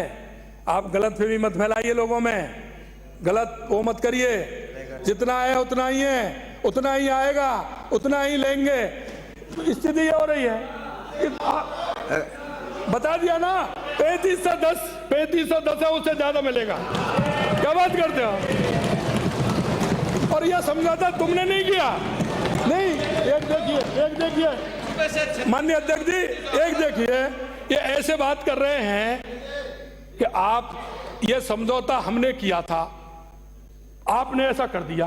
अरे भाई, तुमने क्या कर दिया? ये हमारा ही था, हम पर जितना है जितना करेंगे। तुम कौन होते हो? तुम ये क्यों पूछ रहे हो? काहे के लिए पूछ रहे हो? क्या किया तुमने? क्यों पूछ रहे हो? हमने, हमारा था, जितना है जितना लेंगे, जितना है जितना छोड़ेंगे। तुम क्यों, क्या बात करना चाहते हो? ऐसे पूछ रहे हैं भाई। मैं आपको जवाब देता, सुनिए, मैं आपको जवाब देता, एक मिनट मेरी सुनिए, मैं आपको जवाब देता। आप मेरे से इस बात को कहते कि हमारी योजना थी, हमने इतने की योजना बनाई, आपने उसमें से इतना पानी छोड़ दिया, आपने इतना क्यों नहीं लिया? वो हमारी थी, वही हमने बता दी। आप कह रहे ठीक है साहब, ठीक है, यही ठीक है। क्यों? आपने कोई योजना बनाई क्या? आपने कुछ बनाया क्या? आप बता, मैं तो अब कह रहा हूं आपसे, आप मेरे को बता दो, आप मेरे को बता दो कितना चाहिए, वो दे देंगे आपको। क्यों चिंता करते हो? माननीय मुख्यमंत्री जी, माननीय अध्यक्ष महोदय, अरे बता दिया ना, कितनी बार पूछोगे आप? सारी चीजें आप आ जाना, बता दूंगा आपको कितना चाहिए, आपको उतना बता देना। माननीय अध्यक्ष जी, मैं आपसे निवेदन करना चाहता हूं, विजन एवं संकल्प पत्र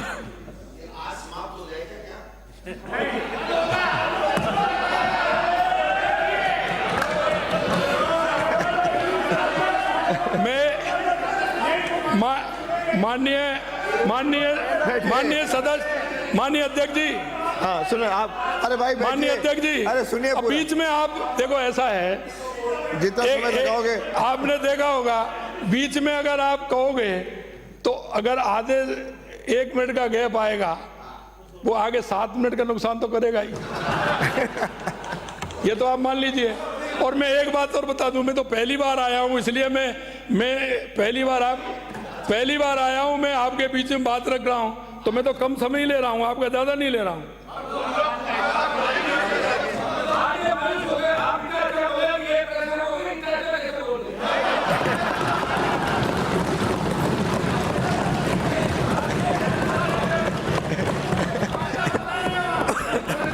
माननीय अध्यक्ष जी,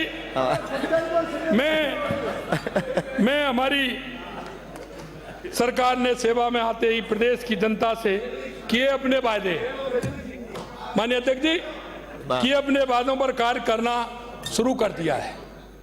हम वो नहीं हैं घोषणा वाले, सिर्फ घोषणा करके घोषणा करनी है, आखिर क्या होगा क्या नहीं होगा इससे कोई मतलब नहीं है। हमने जो वादे किए हैं उन वादों को हमने प्रारंभ कर दिया है। आपड़ो अग्रणी राजस्थान संकल्प पत्र तो सरकार की नीतिगत दस्तावेज सुनिए, स्वीकार कर लिया है। अभ्यास है मेरा। माननीय प्रधानमंत्री श्री नरेंद्र मोदी जी द्वारा दी गई गारंटियों को हम प्राथमिकता से लागू करने का काम कर रहे हैं। राजस्थान संकल्प पत्र 2023 में सब गरीब परिवारों की महिलाओं को हमने वायदा किया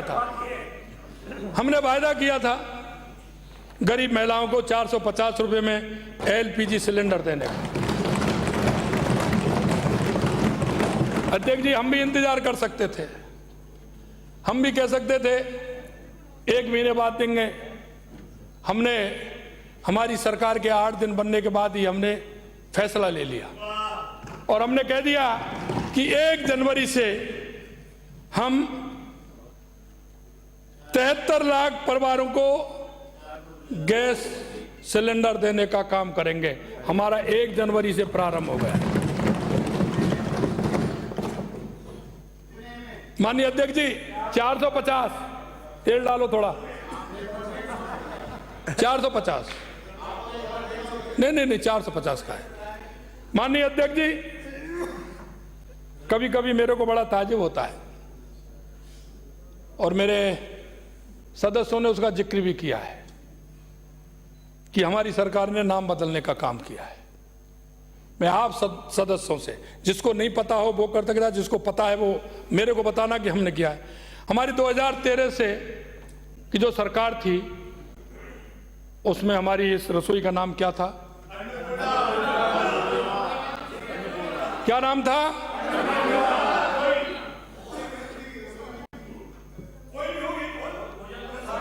लेकिन नाम बदलने का काम किसने किया और आरोप किस पे लगा रहे हैं? मैं आपको याद दिलाना चाहता हूं, क्योंकि मैं गांव का आदमी हूं, पहले भी कहा। आपको पता होगा जब पहली बार, हाँ तो बहन जी आपको भी कह रहा हूं, आप भी जानती होंगे, जब पहली बार आषाढ़ के महीने में बारिश होती है, आषाढ़ या जेठ, कहीं आगे कहीं पीछे हो जाती है, साड़ी माना जाता है, बारिश होती है और जब किसान घर से पूजा करके निकलता है, उस बीज को लेकर के जाता है, किसान पूजा करके निकलता है और बीज को लेकर के जाता है, और जब खेत के अंदर पहुंचता है तो वो धरती माँ को प्रणाम करता है, 3 बार प्रणाम करता है और वो कहता है कि धरती माँ, मैं आपसे विनती करता हूं कि इसमें मेरे बाल बच्चे, मेरा परिवार, आया हुआ मेरा अस्थि, मेरा आया हुआ साधु संत महंत नटवाट काम करने वाले पशु पक्षी, हे ईश्वर, हे मां, हे अन्नपूर्णा मां, तुम सबको देना। पहला वाक्य होता है उसका, पहला वाक्य होता है उसका। आप भूल गए, क्योंकि जब हम ऊपर पहुंच जाते हैं तो नीचे की बातें हमें ध्यान नहीं रहती। आप उनको भूल करके आपने ऐसा पवित्र नाम, जो मोदी जी जब माननीय हमारे यशस्वी प्रधानमंत्री जी अमेरिका गए, अमेरिका में जब एक संग्रहालय में वो पहुंचे, जब उन्होंने देखा कि ये मूर्ति किसकी है, तो उन्होंने कहा कि साहब इस पे लिखा हुआ है अन्नपूर्णा। बोले अन्नपूर्णा की मूर्ति यहां संग्रहालय में यहां कैसे हो सकती है? इसका तो कहीं दूर दूर तक यहां से कोई लेना देना नहीं है। मोदी जी ने पता लगाया, पता लगाने के बाद मालूम हुआ 106 वर्ष पहले वो चोरी गई थी, चोरी। अन्नपूर्णा मात की मूर्ति बनारसी बाबा के मंदिर में से चोरी गई थी, ये जानकारी मिली।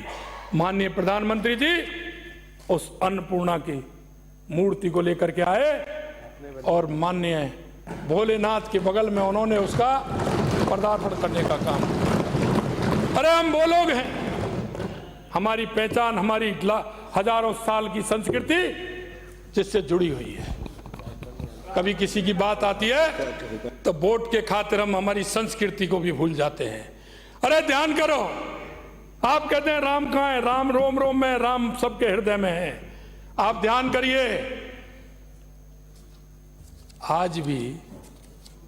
आपका साया कुछ भी हो, लेकिन पंडित जी से अगर पूछोगे तो आपके उस पीपे और घी को और सामान को 2 महीने अंदर करा देता है। वो ये कहता है कि आपकी शादी बच्चे की या बच्ची की नहीं बन रही है। आप शादी नहीं करते हैं और आप 2 महीने इंतजार करते हैं, अच्छा साया आता है तो करते हैं। कुछ लोग हैं जो कर रहे हैं, उनकी स्थिति दूसरी है। लेकिन मैं आपको ये याद दिलाना चाहता हूं मित्रों, मैं इतना भी कहना चाहता हूं, इस अन्नपूर्णा रसोई का नाम हमारा था, हमने कौन सा गुनाह कर दिया? हमने श्री अन्नपूर्णा का नाम दिया और श्री अन्न हमने कहा है, श्री अन्न मोटा अनाज मिनिट्स। आज पूरे देश के अंदर उसकी चर्चा, विदेशों में चर्चा है। और सबसे बड़ी बात यह है कि श्री अन्न की सबसे ज्यादा पैदावार राजस्थान के अंदर हुई। आपने ऐसे कर दिया, नाम बदल दिया। नाम नहीं बदला, आप 400 ग्राम देते थे, पेट भी नहीं पड़ता था, दूसरी थाली लेता था, वो खपती नहीं थी, उसके पैसे बेकार जाते थे। और आपको मैं बताना चाहता हूं, मेरे पास सूची है पूरी। ग्रामीण क्षेत्र में 1900 इंदिरा रसोई, शहरी क्षेत्र में 1000 इंदिरा रसोई। एक मैं आपसे कहना चाहता हूं, क्या उनकी संख्या में घटाबढ़ी नहीं हो सकती? क्या उसमें घटाबढ़ी नहीं हो सकती क्या? अरे गांव में जो आपने दिखा रखा है, जांच करा लीजिए। अरे गांव का आदमी तो वो व्यक्ति होता है कि आने वाले 10 नहीं 15 हो 20 हो 80 उनको सबको खाना खिला करके भेजता है। आप उस गांव में चला रहे, उसमें भी एक बात आती है, मैं आपको बताना चाहता हूं, उसमें भी बात क्या आती है कि संख्या उतनी है। अरे भाई 100 की संख्या निर्धारित है क्या? कभी 101, 102, 105, 90, 95 नहीं हो सकते क्या? क्योंकि वो ऐसे लोगों को दे रखा है इंदिरा रसोई का काम, जो उसमें भी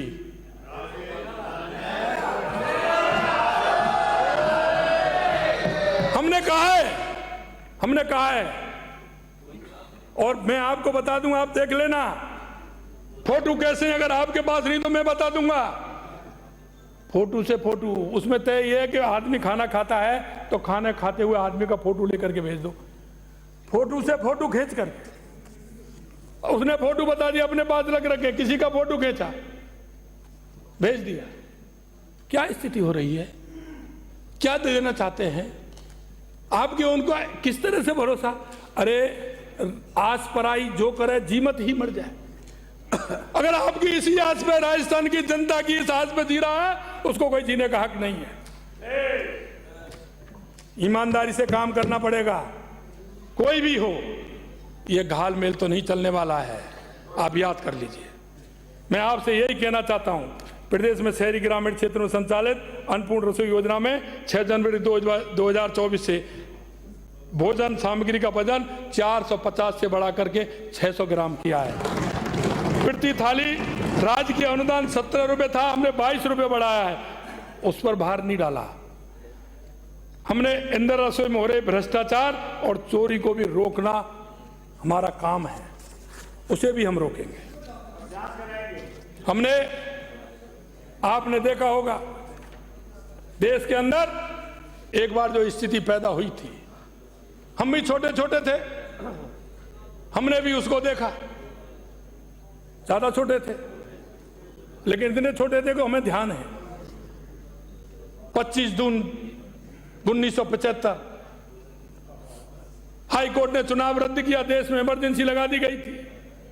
इमरजेंसी में जितने भी राष्ट्रवादी लोग थे, राजनीति वाले लोग थे, पत्रकार थे, उन सबको बंद कर दिया गया था। उनके परिवार नष्ट हो गए, क्योंकि वो एक दिन नहीं रहे जेलों में। वो कोई 15 साल, कोई 15 महीने, कोई 17 महीने, कोई 19 महीने, कोई 21 महीने, इस तरह से वो रहे। अरे भाई ज्यादा है। मैं ये कहना चाहता हूं, आप तो जेल से इतने डरते हैं, हम भी डरते हैं, सभी डरते हैं। उनको जेल से डर नहीं लगा, उनका परिवार ने परिस्थिति नहीं झेली।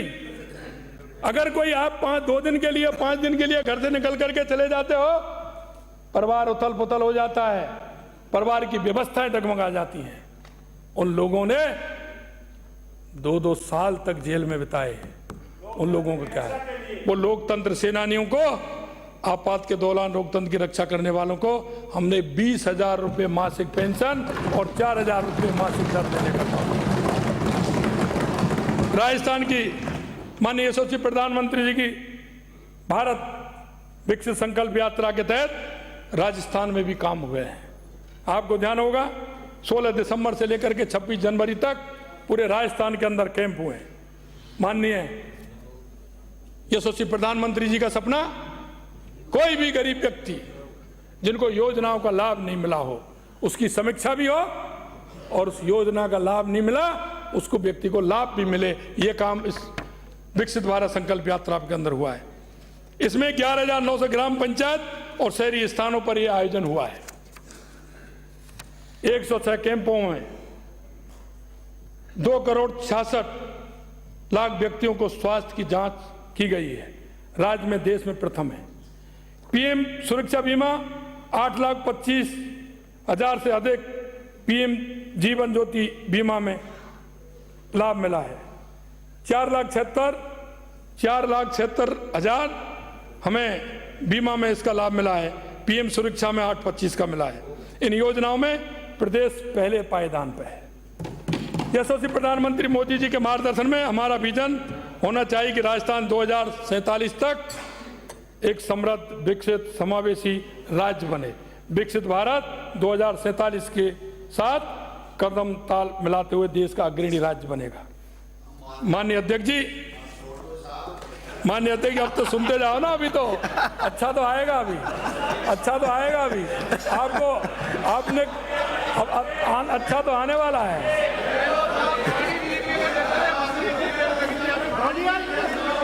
राजा हो गया। आपको 5 साल सुना है जी। मेरी चिंता मत करो। आपको 5 साल सुना है जी। मैं नहीं हुई है, हो गया तो हमने 100 दिन की हमारी कार्य योजना, ज्यादा नहीं है, बस हो गया, बस। अरे राज, अब जल्दी समाप्त हो रहा है। हमने अपने संकल्प पत्र में प्रदेश के हर वर्ग, हर क्षेत्र और विकास के प्रत्येक आयाम पर काम करने के लिए अपनी प्रतिबद्धता व्यक्त की है। हमने सेवा में आते ही इस प्रतिबद्धता को पूरा करने के लिए 100 दिन की कार्य योजना बनाई। कृषि के क्षेत्र में गांव की अर्थव्यवस्था को और अधिक मजबूत करने के लिए 100 दिन में ग्राम पंचायत स्तर पर 3,500 पीएम किसान समृद्धि केंद्र स्थापित किए जाएंगे। किसानों को पर्याप्त ऊर्जा उपलब्ध कराने के लिए आगामी 3 माह में पीएम कुसुम योजना अंतर्गत 5,000 सोलर पंप स्थापित किए जाएंगे। प्रधानमंत्री किसान सम्मान निधि योजना में 1 लाख, सुनिए, प्रधानमंत्री किसान सम्मान निधि योजना में 1 लाख वंचित किसानों को लाभान्वित किया जाएगा। गत 1 माह में 50,000 नए किसानों को जोड़ा जा चुका है।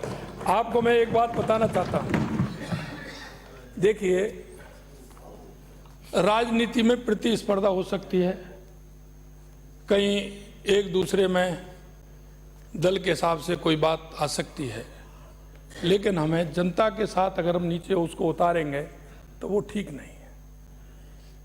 हमारे यशस्वी प्रधानमंत्री जी ने किसान सम्मान निधि देने का काम किया। मैं आपसे कहना चाहता हूं, बार बार केंद्र ने आपको चिट्ठी लिखी, पत्र लिखा, स्मरण कराया कि जिन किसानों के पिता का स्वर्गवास हो गया, उनके 1 हो, 2 हो, 3 हो पुत्र होते, पुत्रियां होती है। हमने बार बार स्मरण कराया, केंद्र सरकार का पत्र आया कि जल्दी से उनका नामांतरण खोलिए, उनकी सूची भिजवाइए। आपने कोई सूची नहीं भिजवाई, किसानों के साथ कुठाराघात करने का काम। इस विकसित भारत संकल्प यात्रा के माध्यम से 50,000 नए किसानों को जोड़ा जा चुका है। यह आपकी जानकारी में डालता हूं। पशुपालकों के हित के लिए 1 लाख पशुओं को किसान क्रेडिट कार्ड बनाए जाएंगे। राजकीय विद्यालयों में 1000 कक्षों का निर्माण पूर्ण किया जाएगा।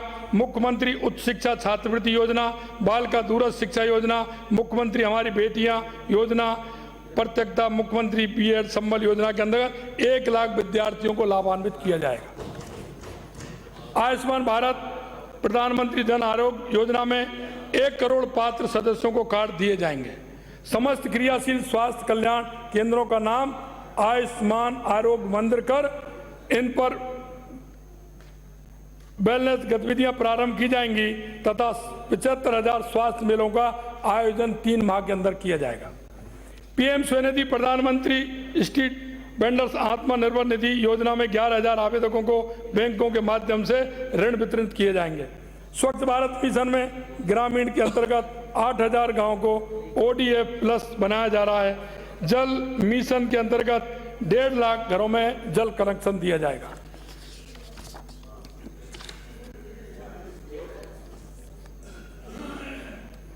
मेरी सरकार का दृष्टिकोण संकुचित नहीं है, बहुत ज्यादा नहीं है, एक और है। बैठिए बैठिए बैठिए। मेरी सरकार का दृष्टिकोण संकुचित नहीं है। हम सच्ची आलोचनाओं समालोचनाओं का सदैव स्वागत करेंगे। हम बिना किसी पूर्वाग्रह के समस्त सुझावों एवं पूर्व में लागू योजनाओं की समीक्षा करेंगे।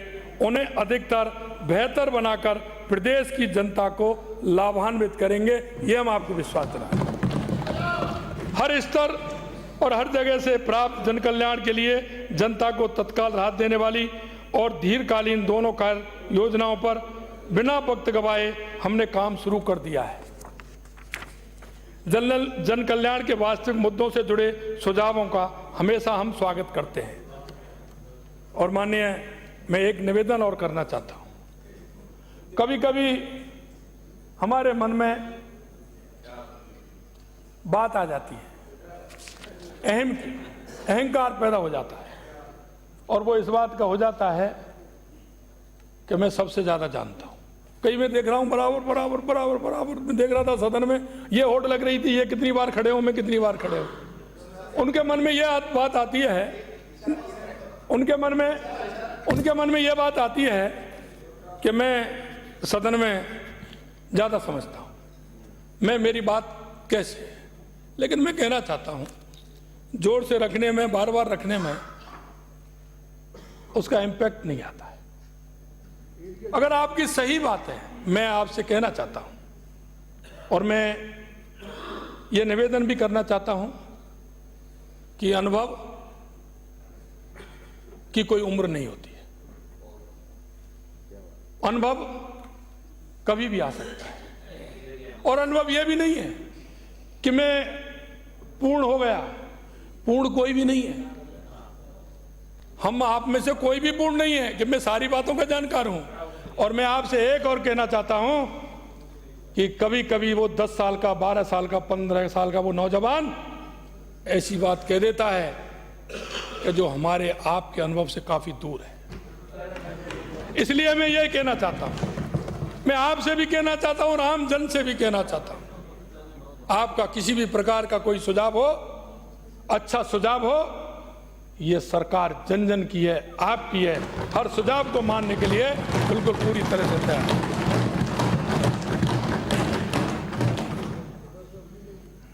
भारत की आजादी के अमृत काल के कालखंड में हमारे माननीय प्रधानमंत्री जी ने हमारे देश को वर्ष 2047 तक विकसित भारत के रूप में देखने का सपना देखा है।